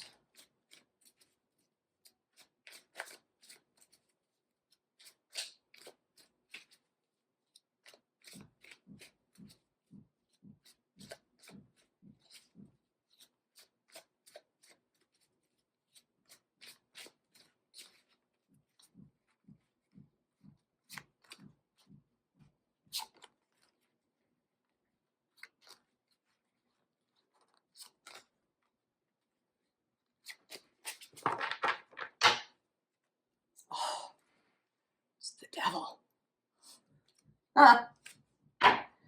Ace of Swords on the underside. It has made several appearances.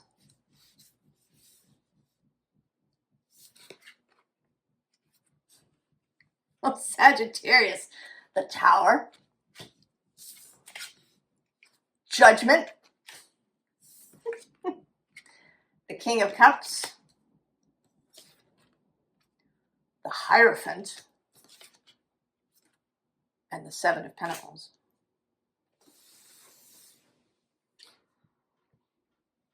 Oh, Sagittarius, you.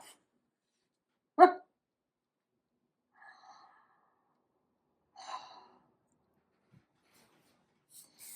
think you feel like you're at sea. You know, I've spoken in the last several months about Neptune having been square Sagittarius, and that maybe this was creating a lot of mental confusion. And it feels like maybe you're still there. What's under the devil? Oh, it's the Nine of Pentacles. Oh, and then there you are. And the Sun. And the Fool.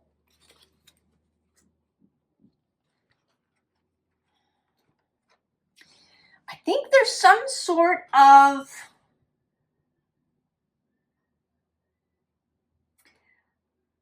idea about what prosperity looks like. Or there may be something about you having to do things yourself, that you have to be independent.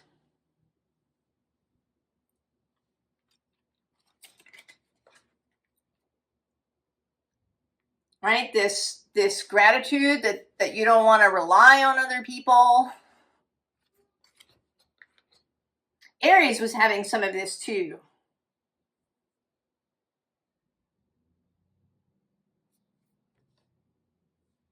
And it may be that fire signs are particularly going to feel a little bit of this, especially you and Aries being the more mobile fire signs.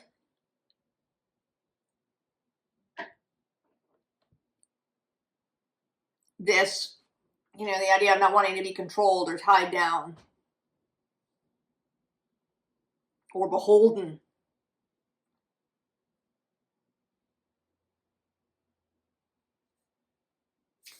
But this card is so interestingly coming through as a card of interdependence.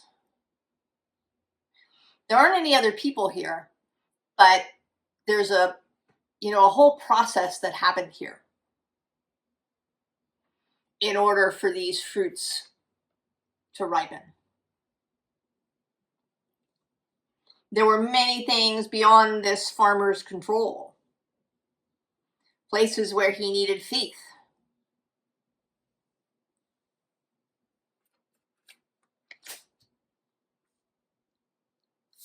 Right? Trusting life, trusting source, trusting God.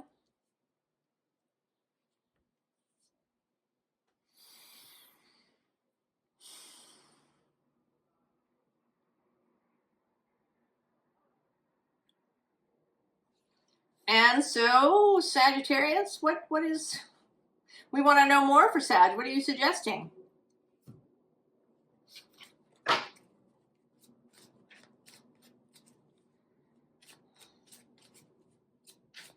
There's all this Tower judgment stuff going on, and you maybe are still sort of floating around on your throne. Not yet. You haven't yet come to faith.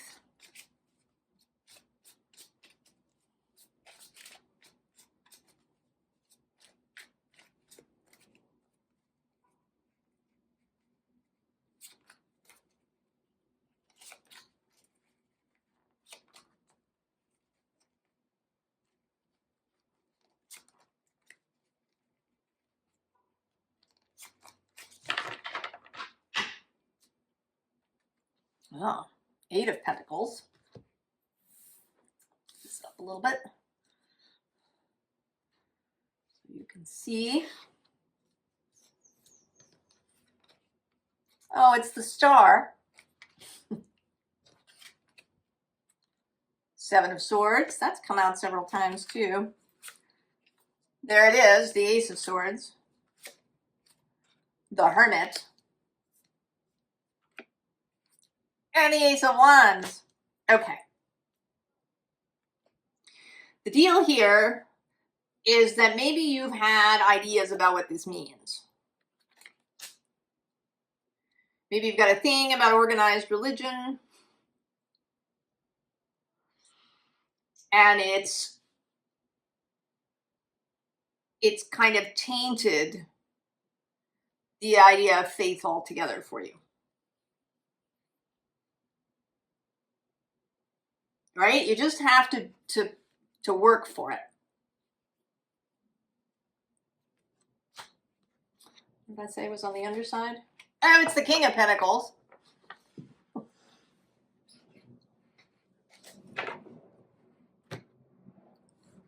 Right? You got to create your own stability.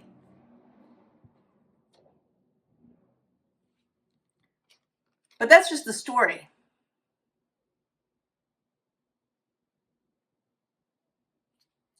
Right? That's not where the Star leads.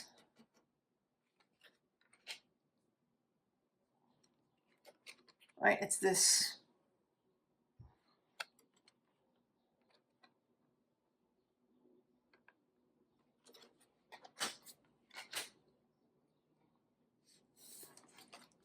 that it, right? You don't have to be the Hierophant in that way. That there are different avenues to faith. That it can be very personal.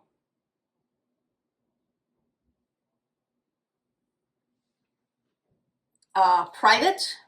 I mean, you have had a number of readings about becoming perhaps a kind of spiritual guide or leader in your community. But that doesn't have to be Hierophantish. And also there may be a journey that you start kind of as the hermit. Gentle, slow, private. Really expanding your private faith. And then that leads to inspiration.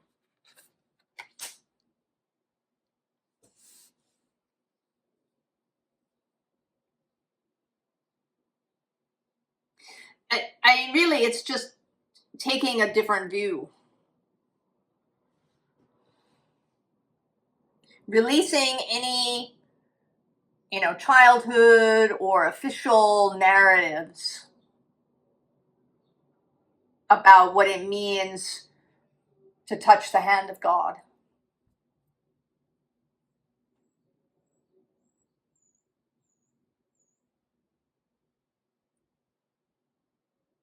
Finding your own path there.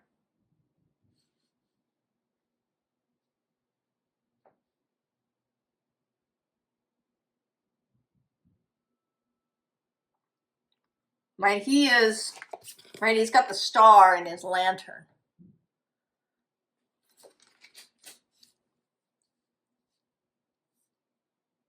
The star is what it's about, not whatever the official structure is.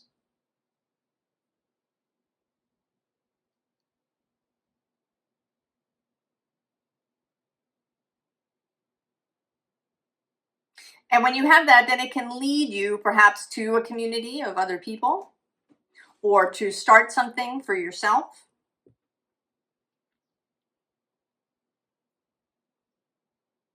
Or maybe it's both. You join a community. If you did join, say, a Christian church, you yourself might have, like a scripture reading group.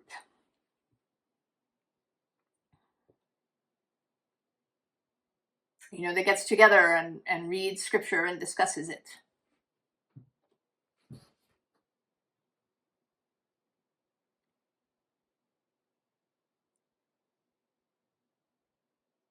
Whatever it is, it's yours, Sagittarius, to begin with. And ultimately it is, it is your connection to source, to God. Not anybody else's.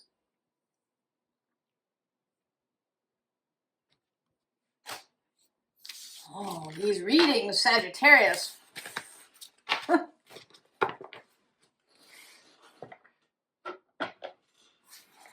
In the depths.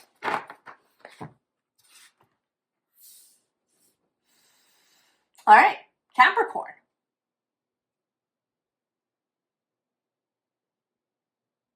Capricorn.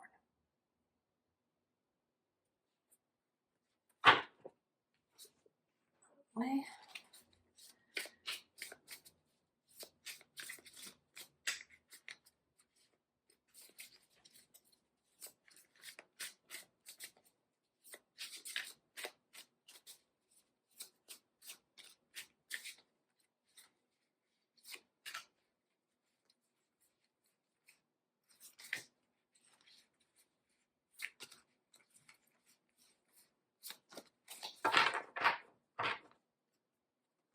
Seven of Blues, Seven of Cups.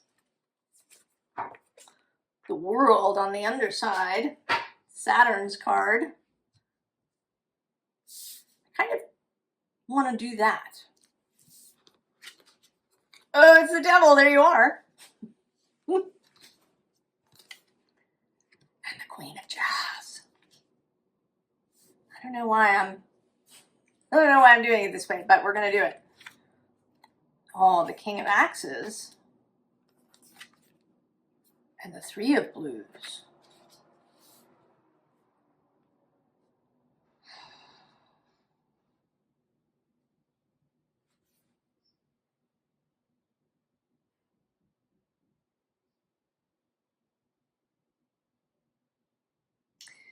You've been resisting something, Capricorn. Oh, Nine of Swords. Two of Swords.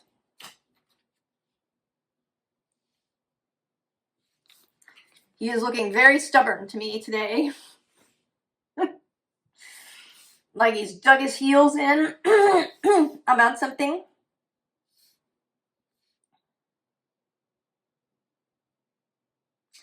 But then there's this other part of you that's looking longingly over here. I don't know, a lot of these readings have been, or several of them, I should say, have been about faith.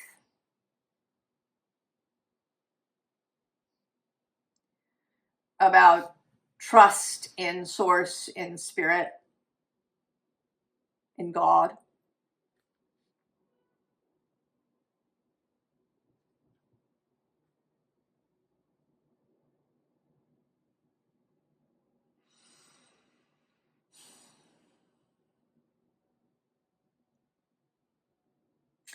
And I think that maybe part of the trouble is that this King of Axes is standing in the way.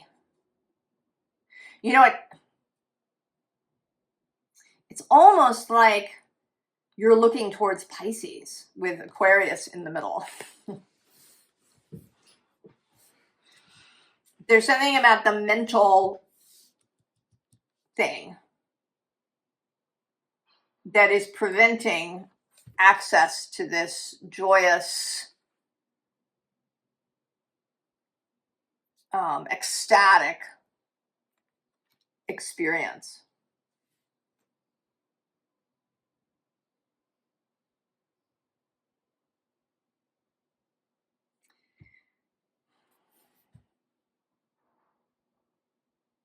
I'm almost wondering, and maybe this is only, one of you, if you have used various substances, plant medicines,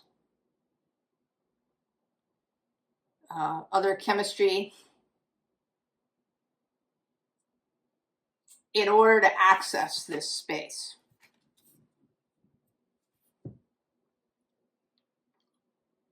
But that it hasn't worked out.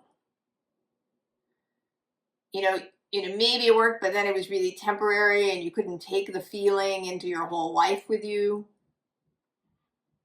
Or it didn't work at all, or it was kind of a bad trip.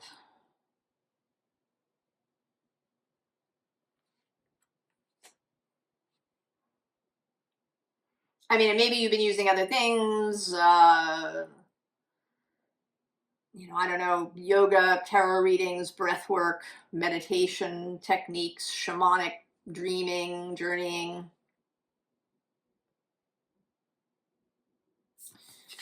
But it's this intellectual component that's in the way.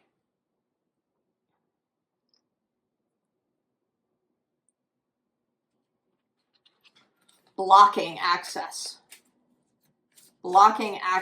to ecstatic experience.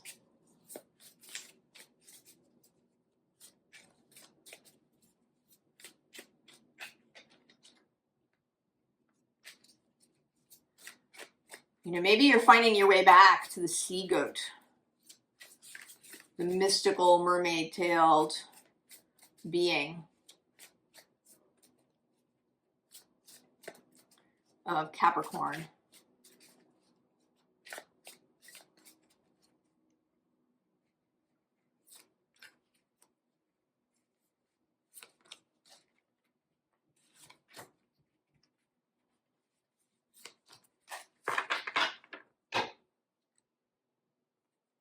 There's the Nine of Swords reappearing. Oh, the Chariot on the underside. The Hermit. Four of Roots. The Nine of Jazz. And the Seven of Jazz. Oh.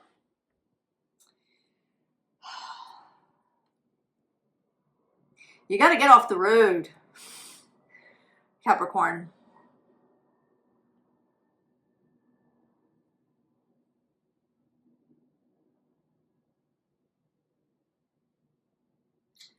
Stepping out into the darkness.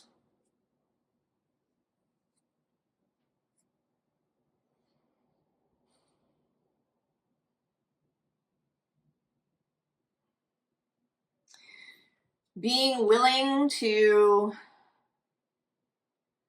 really feel all the things.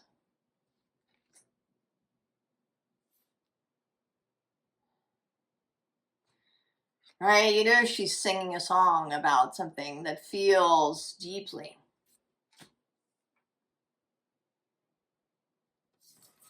And then you follow the flame, follow the dance.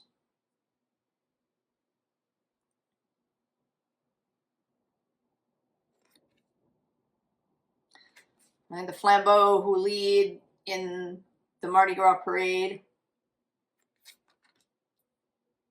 You know, Mardi Gras and these kinds of things are these, right, these ecstatic moments that society kind of built into the system. You know, most of the time you're following all the rules, you're coloring inside the lines, and then a couple of days a year you get to blow off steam.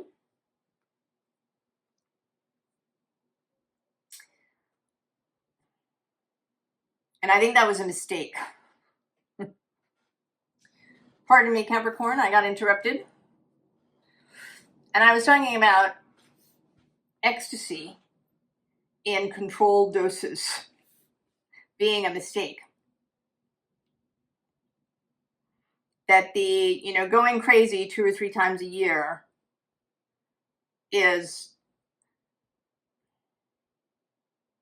it's kind of violent, you know, it right, there's and then boom. And I think it doesn't work for the system. The body doesn't like that. I think what we want, and I think the sea goat would say this, is to enter ecstatic state on a regular basis. And certainly some people do. The Pentecostal church, for example, has, you know, these moments every week. But I would say that it needs to be more personal. Right? This is the 3 of Cups.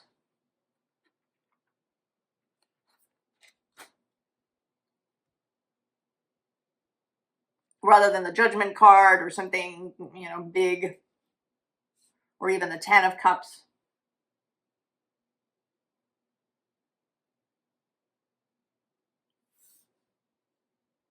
That finding ways to touch the other world, to touch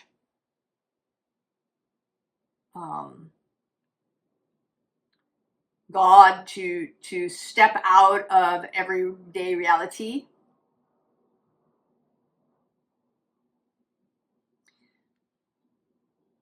In your own personal life.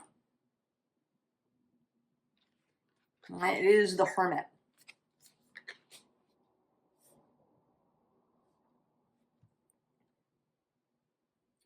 And I think you've been wanting that.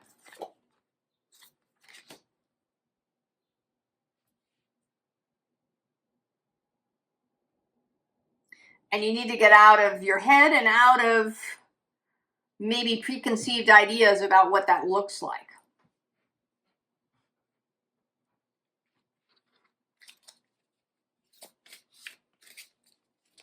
That maybe you let your body lead or your heart lead. You could experiment with different things, with dance, with, you know, just getting out and running until you can't breathe. Or, you know, lying out under the sky and just letting your mind go with the clouds. You know, ecstasy doesn't have to be a kind of active thing, you know, where you're running through the streets or, you know, drunk or, you know, dancing crazily, or, you know, ecstasy can be a quiet thing.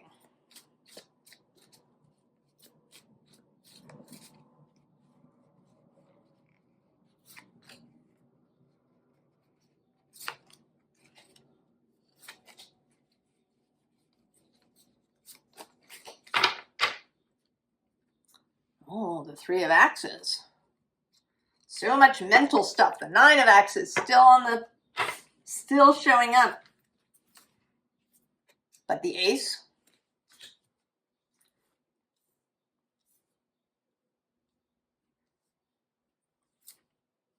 there's the Chariot coming to the surface.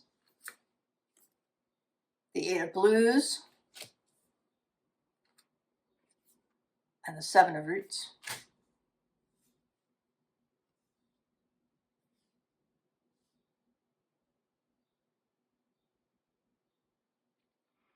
Leaving what you know.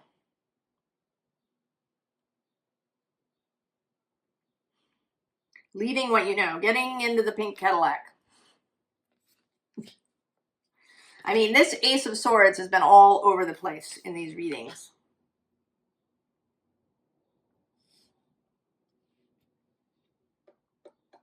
You gotta leave what you know, Capricorn. What's under the Three of Swords? Oh, it's the Queen of Axes. And then the Knight of Roots. And then there, in fact, is the Ten of Cups and the Ten of Blues.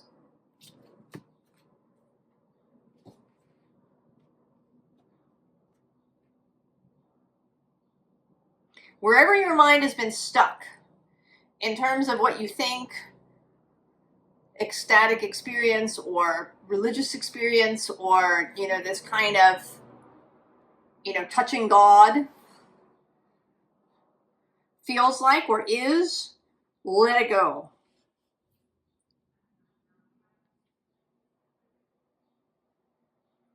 Do something completely different.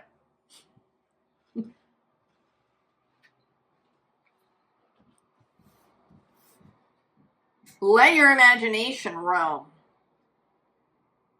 Maybe let your body lead the way. You know, what do you want to do? Maybe pay attention to dreams.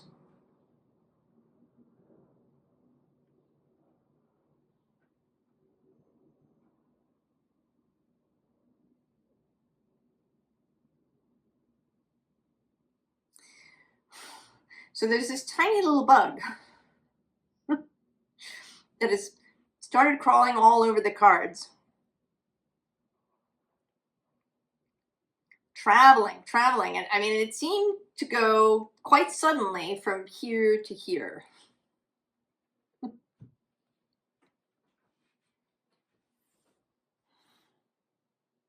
I think that you're going to make a leap. Just try something that's totally off the wall, maybe, or that, you know, that doesn't have anything to do with prescriptive ideas or things that you've read or things that you've tried before or anything. Capricorn.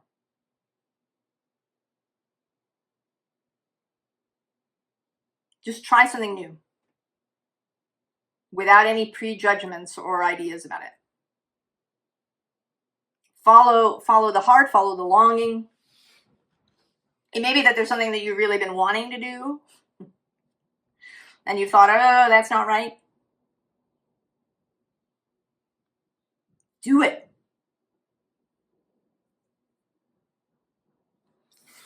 Capricorn.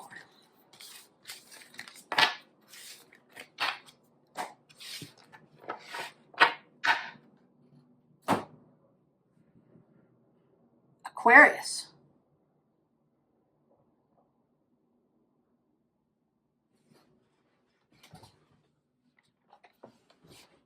Well, you're on the top here of this chosen deck.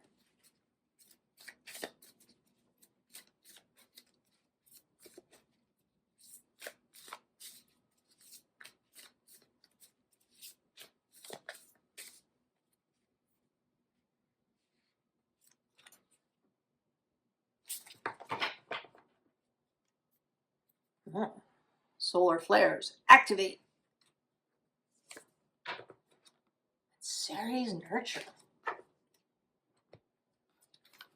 This feels sort of momentous to me, Aquarius. Ew. Vesta.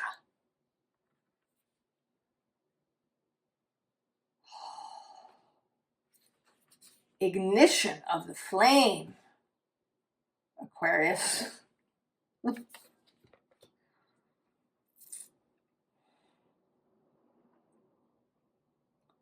The ignition of the flame.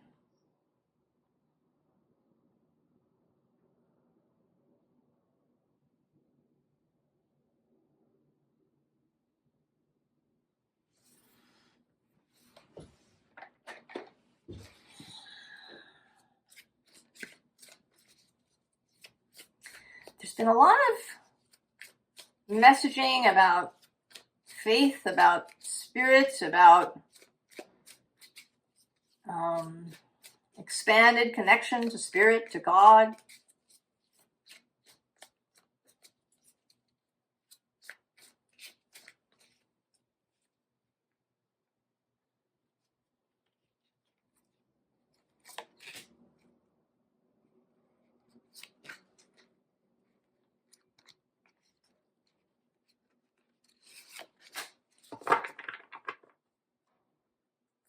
Oh, the Five of Cups. Three of Wands on the underside.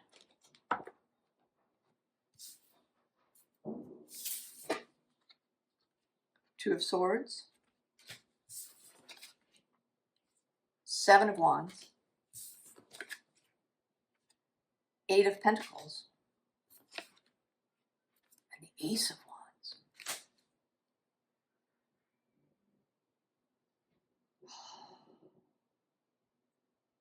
Well, she certainly seems related. We also have this person who's half drowned, and then this person underneath, this Ten of Swords. And then there's also the Sun below that. And you know how this is feeling is that you've been sitting on this rock and this ship has been circling, but you haven't been willing to get on it.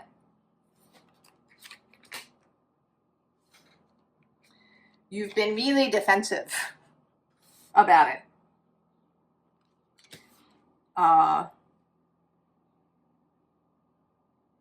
You know, maybe a little bit in your head about it. This is a Pentacle card, but with the book.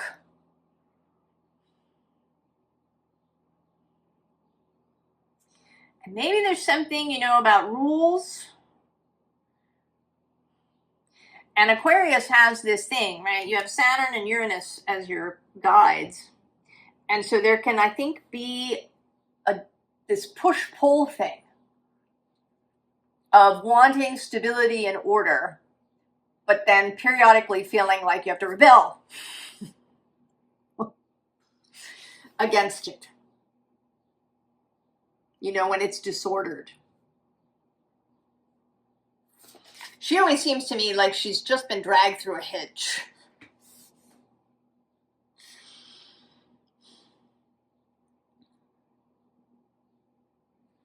You know, she's had this wand.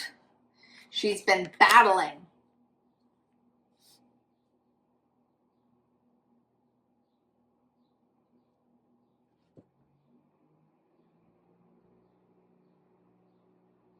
I also, the phrase is throwing the baby out with the bathwater is in there.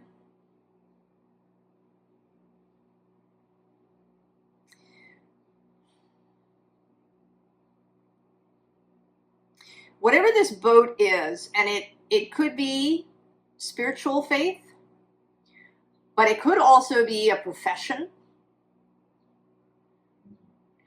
It could be a form of education. It could be marriage or children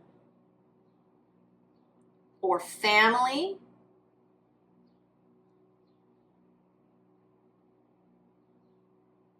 Whatever you have been avoiding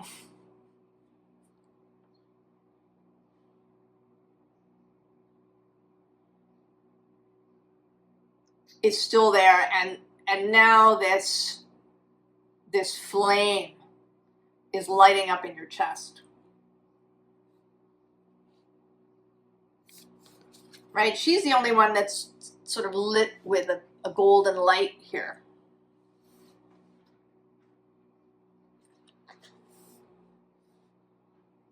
The choice to get on that ship that's been circling.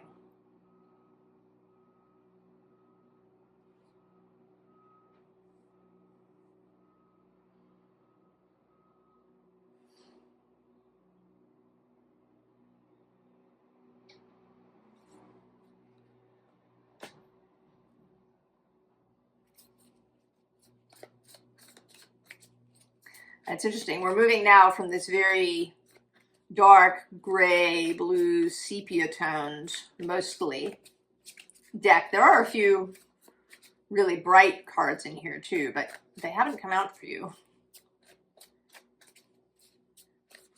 And even the bright cards are sort of muted to this Muse tarot deck, which is very bright and kind of primary color.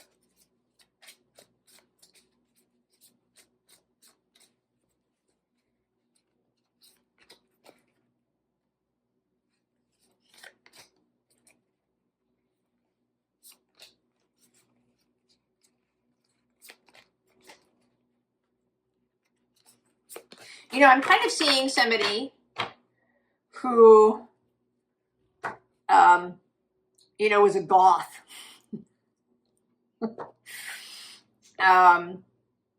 You know, and has worn black and gray and dark colors, kind of suddenly coming to the realization that they really like bright colors.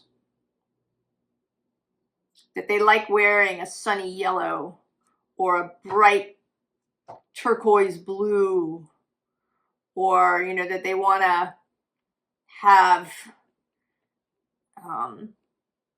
you know, bright green sheets on their bed, or to paint their kitchen purple, or, you know, something. We have the Knight of Swords here. And there's the Two of Swords, Two of Voices on the bottom. Justice, right? Your head cracking open. And your head here, which is this, right, this dark colored sepia toned thing. Oh, the Ten of Inspiration, the Ten of Wands. There, the Page of Inspiration. Heart opening. Seven of Inspiration. Oh, and the Eight of Emotions. I admit, I didn't expect that card to come out at the end there.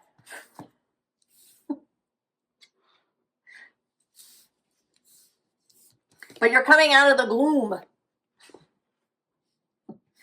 You're coming out of the gloom.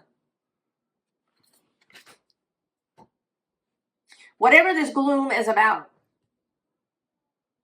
The world is shit. Everybody's terrible. We're going to hell in a handbasket. You know, my profession is being taken over by AI. I don't know what your gloom is or has been. And it may have felt really satisfying in a way to be in the gloom. But, you know, you just had enough. You've been sitting on this rock in the gloom for a really long time, and you have had enough. The Knight of Voices incoming. Also, this Three of Materials, which is my working with source card. The Hermit, with the sun rising in the background. You've just had enough. I'm thinking of the movie Pollyanna with Haley Mills. And the preacher who always preaches these fire and brimstone, everybody's a sinner kind of sermons. And he's planning his sermon, and Pollyanna finds him in a field, and she tells him that her father, who was a minister, talked a lot about all the times that love is mentioned in the Bible. And the preacher stays up all night and he finds all the mentions of love in the Bible. And there's, you know, I don't know how many there are, hundreds. And he's converted to a faith of love.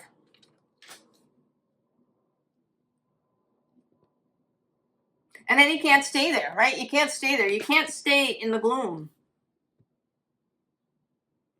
And I think that it means that you kind of have to start from scratch a little bit.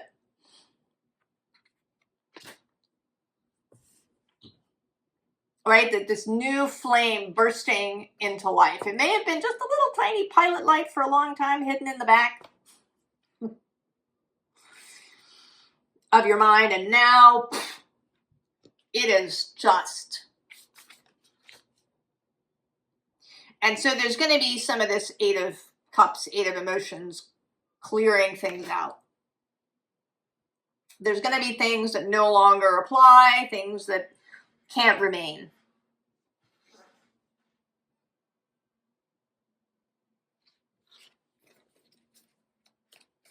And then I feel like, and then I don't want to end on this, this going into the desert card.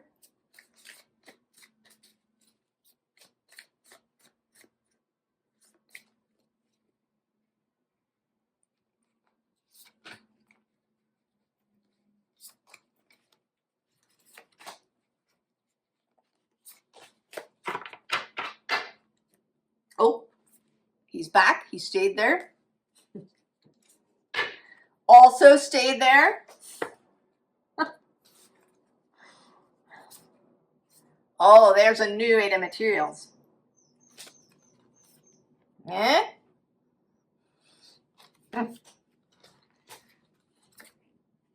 There's the Page of Inspiration, repeating. Oh, you know, or not repeating, but in addition to the Page of Emotions. So Page of Cups, then Page of Wands. Page of Voices as well. Oh, and the Eight of Voices. So that's all, that's 3 eights. It's almost all of the eights. We're only missing, we have Cups, Pentacles, and Swords. Interestingly, we're only missing the Eight of Wands. But I think that this is actually other people. I think that you are the light that is shining down into this person's prison.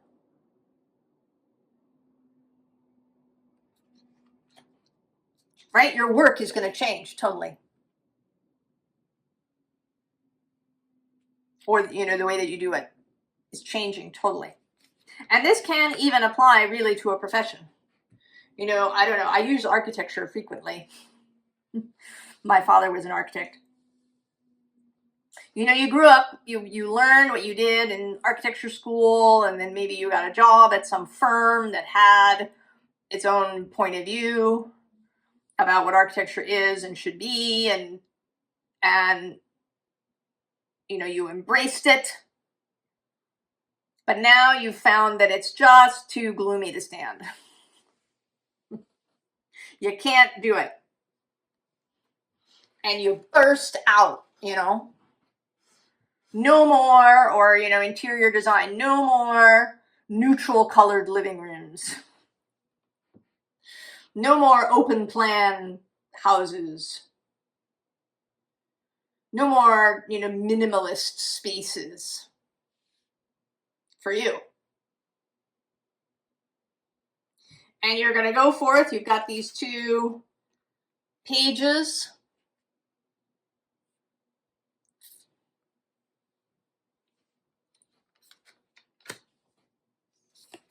And you're going to be the light that somebody else sees. Your flame is going to be so visible. Aquarius. It will reach down into other prisons, help to release others.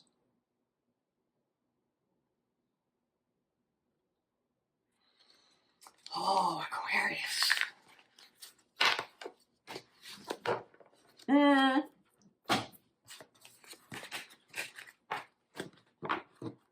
All right. Pisces. Pisces. Where do you want to begin? Pisces.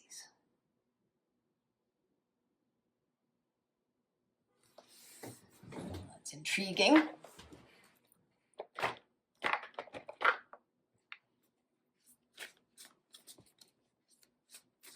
A little domino effect. Pisces.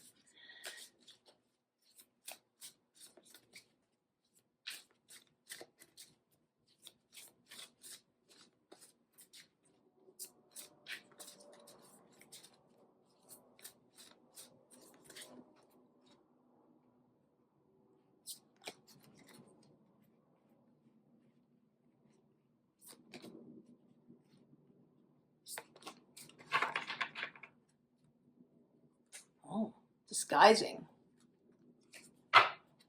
Spindle on the underside. The seed.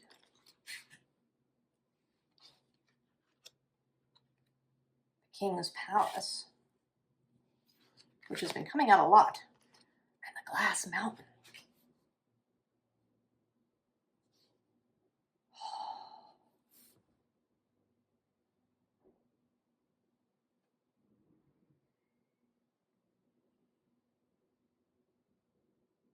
Pisces.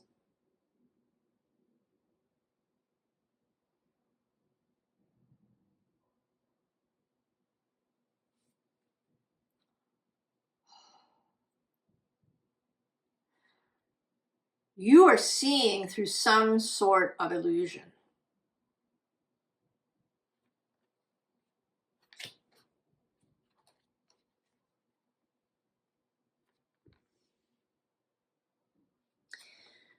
So the nettle story is about a young woman whose brothers are turned into swans, and the only way that she can turn them back is to make them each a nettle shirt, and she can't tell anybody what she's doing.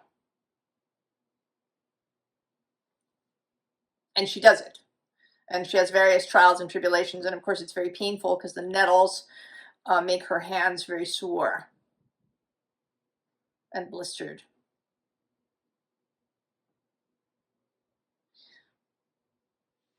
But then we have this. I think you've been in the nettles, and now you're seeing that you can be here.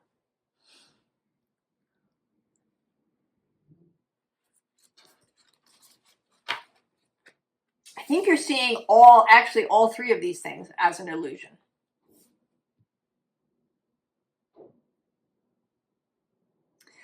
You know, one, that you're waiting for something, that you're waiting for some seed to sprout. And this may not be, right, it may depend on who you are, which is your primary illusion.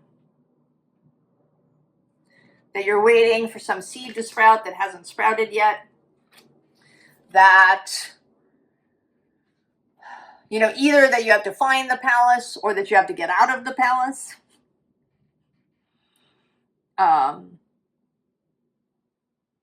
You know, that it's either it's a goal or it's a confinement, or it's an illusion that you have to transcend. And then, of course, the glass mountain, that you have to climb the glass mountain.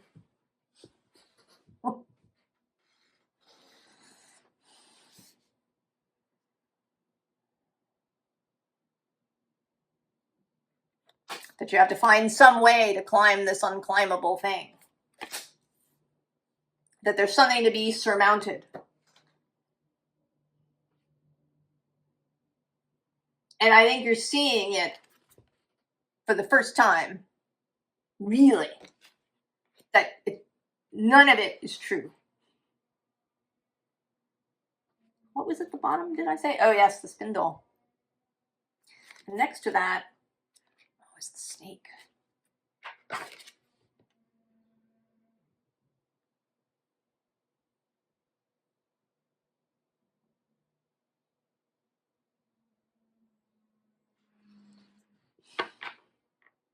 There's something here about trying to control your life. And it's not normally a word that is associated with Pisces, the idea of control. But I think that control can come in many different flavors.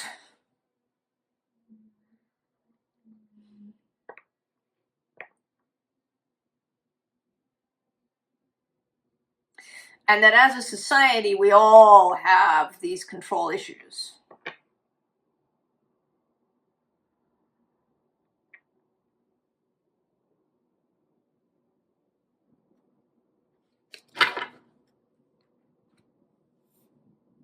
You know, with Pisces, sometimes it can be this idea that,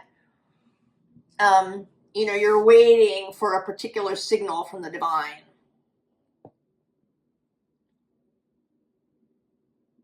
You know, you don't move until you get the signal.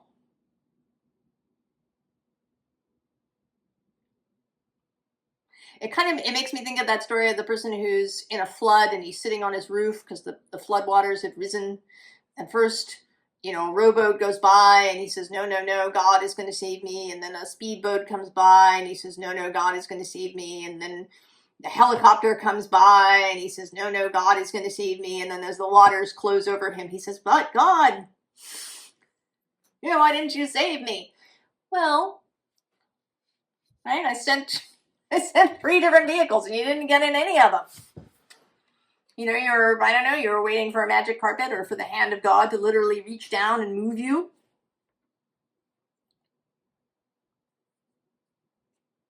So that can be one aspect, possibly.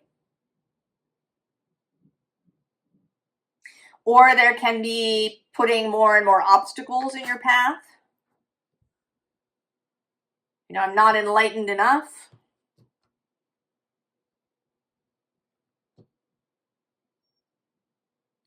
But now you're seeing through it.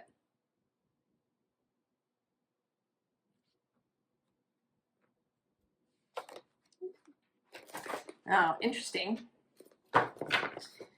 The Emperor is here. And I kind of see, oh yeah, the Page of Water right underneath. You like getting out of this outfit. Right? This is the disguise.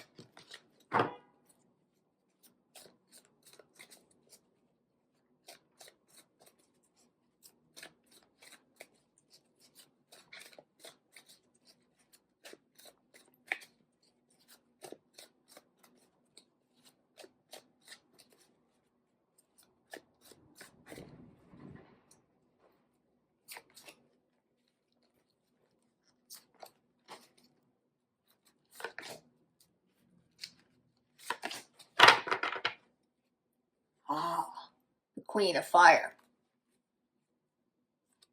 And the 8 of Fire underneath. The King of Fire, too. The 9 of Water. The Messenger of Fire. And the 8 of Earth. Pisces.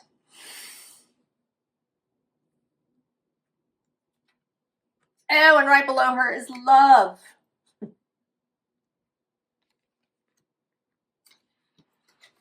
Right, and their hearts all lit up.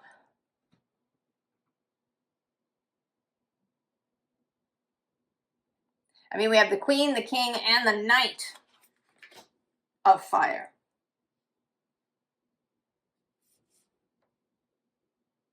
And I think it is all about the heart.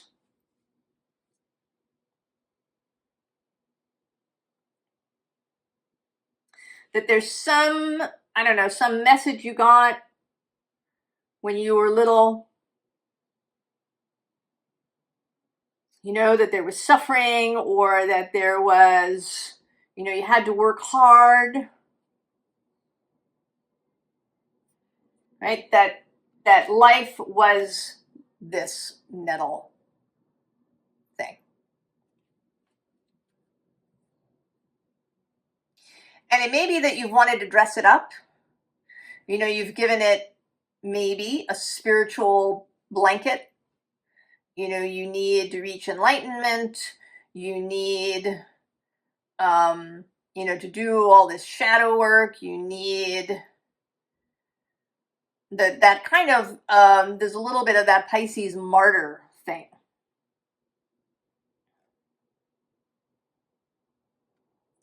That's kind of in here. You know, I did it. I made the nettle shirts.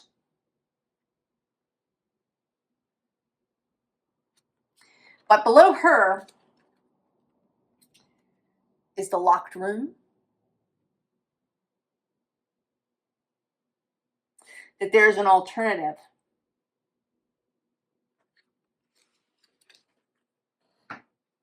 There's an alternative. There's the Nine of Water. This is actually a Pisces card. It's Jupiter in Pisces.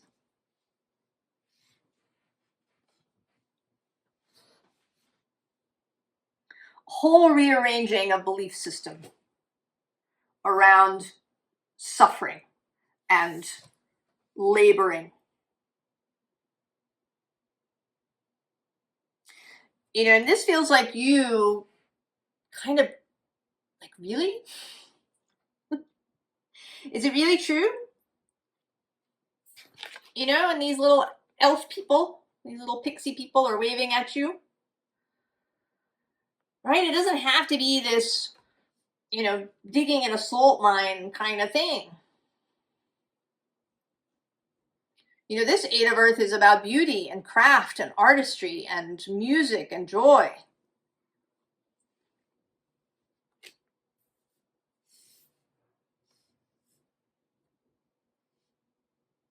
You can learn through joy rather than through labor and or suffering.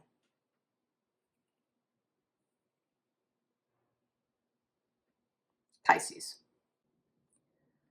All right, Pisces, continuing.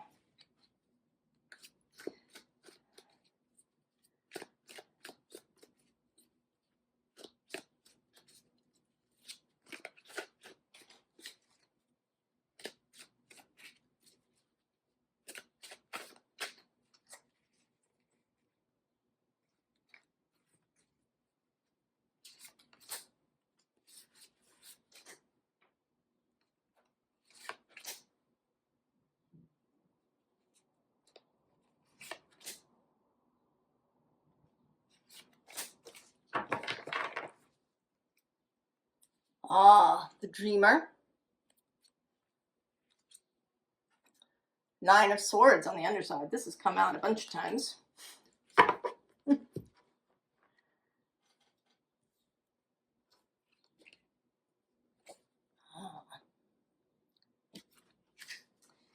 Indeed. Strength. Contemplation. Queen of Cups. The Ace of Swords. This is, I've lost track of how many times the Ace of Swords has come out during these readings. And the Rider. Well. So, the dreamer as the underlying, right? The Pisces self. Below that is the Master. And actually this little human. But I'm seeing you here, right, as this figure that's wrapped up in the snake. And you're looking at this and thinking, I totally want to do that. And so there's some contemplation, right? Some thinking about this. there is some feeling, and you know, with this particular Queen of Cups who's in this kind of Victorian Edwardian dress,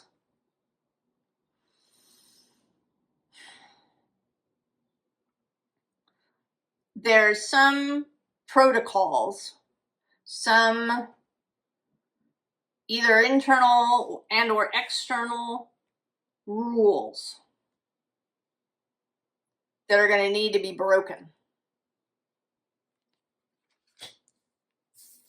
But then we have this Ace of Swords, right? You've totally changed your outfit.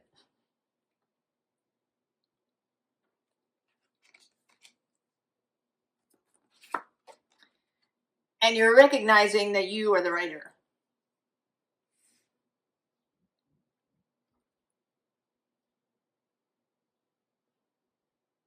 Or I should say that you are in collaboration with the writer. That this is a co-creation.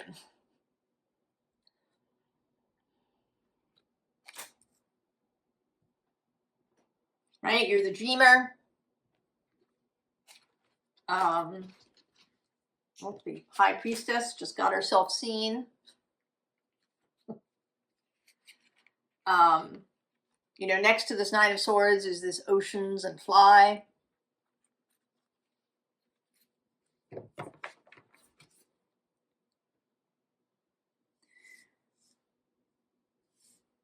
You're gonna break the rules, whatever they are.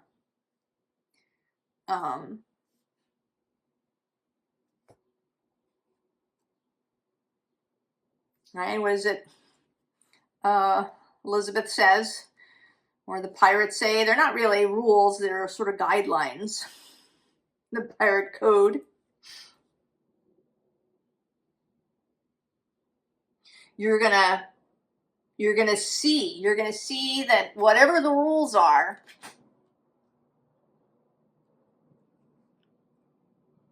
they don't actually apply. Right? They're just made up.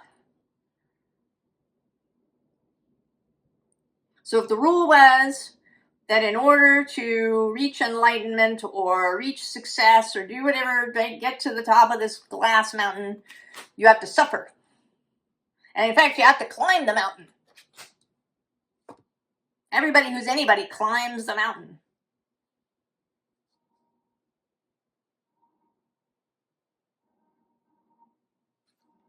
I kind of want a little bit more. And then I will let you go on and break some rules, Pisces.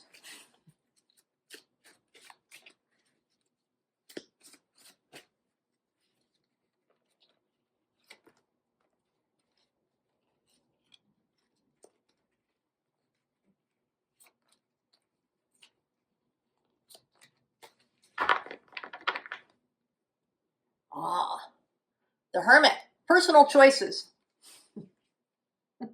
And her wildest designs on the bottom. Oh, the Travelers. The Three of Cups. Muses. Graces. Fates. Oh, Truce. And there's the littlest Earthling.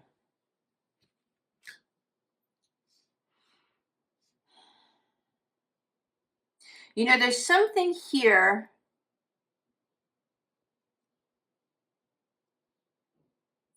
about this co-creative process. I'm almost feeling that there's been some kind of maybe subconscious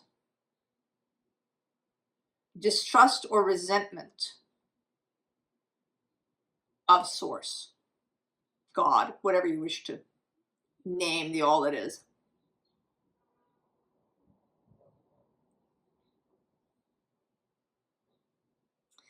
And I don't know, the phrase that's coming to my mind is, you're not the boss of me.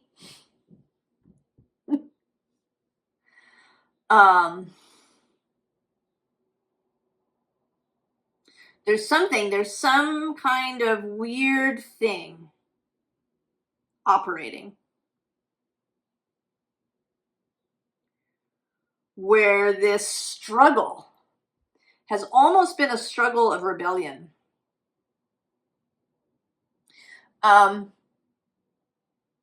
It's making me think of, a little kid who doesn't want to wear a coat.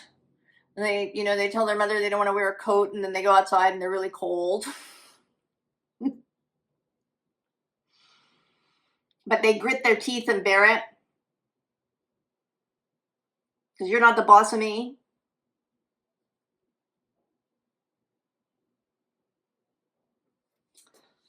And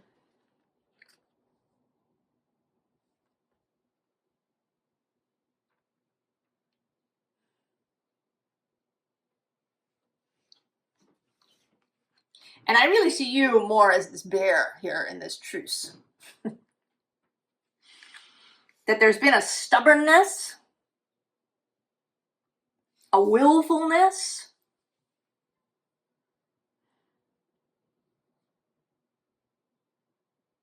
I want to do it myself kind of a thing happening.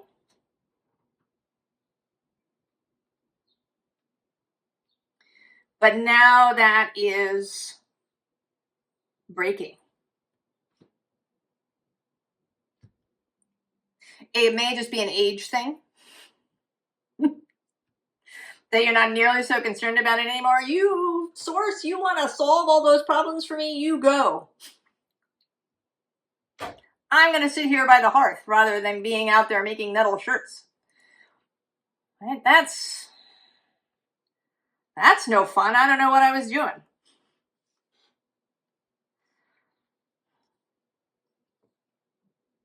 I don't know what it is. There's some change that happens. There's this 9 of Cups thing.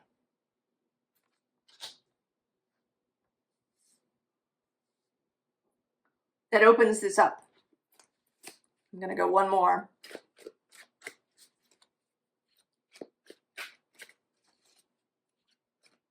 I mean, it may be distrust too.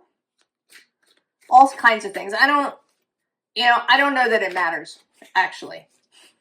I don't know that it matters. Who cares?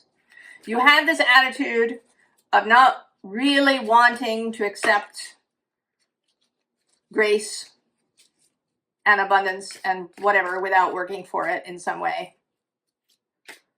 Whatever the reason. We don't care anymore what the reason was. It's old. What matters now is that you're not going to do that anymore. Right? You're willing to float.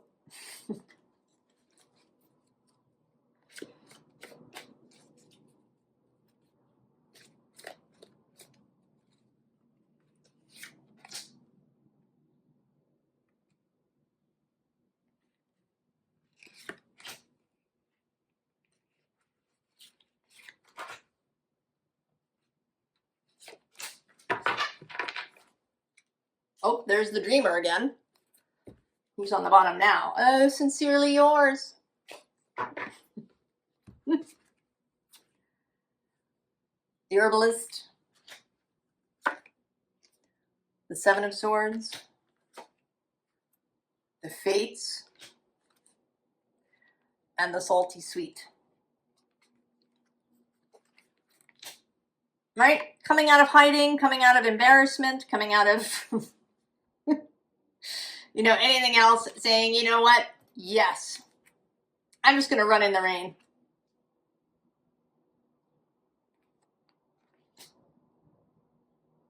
I'm just going to go run in the rain. I'm just going to enjoy everything. I'm just going to enjoy life.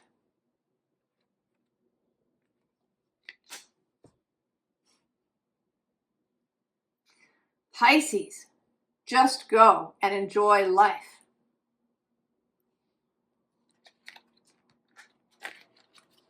I love it.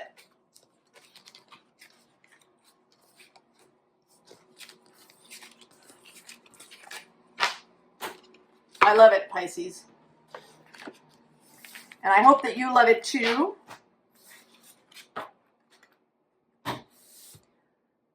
And And I wish you all the very, very best.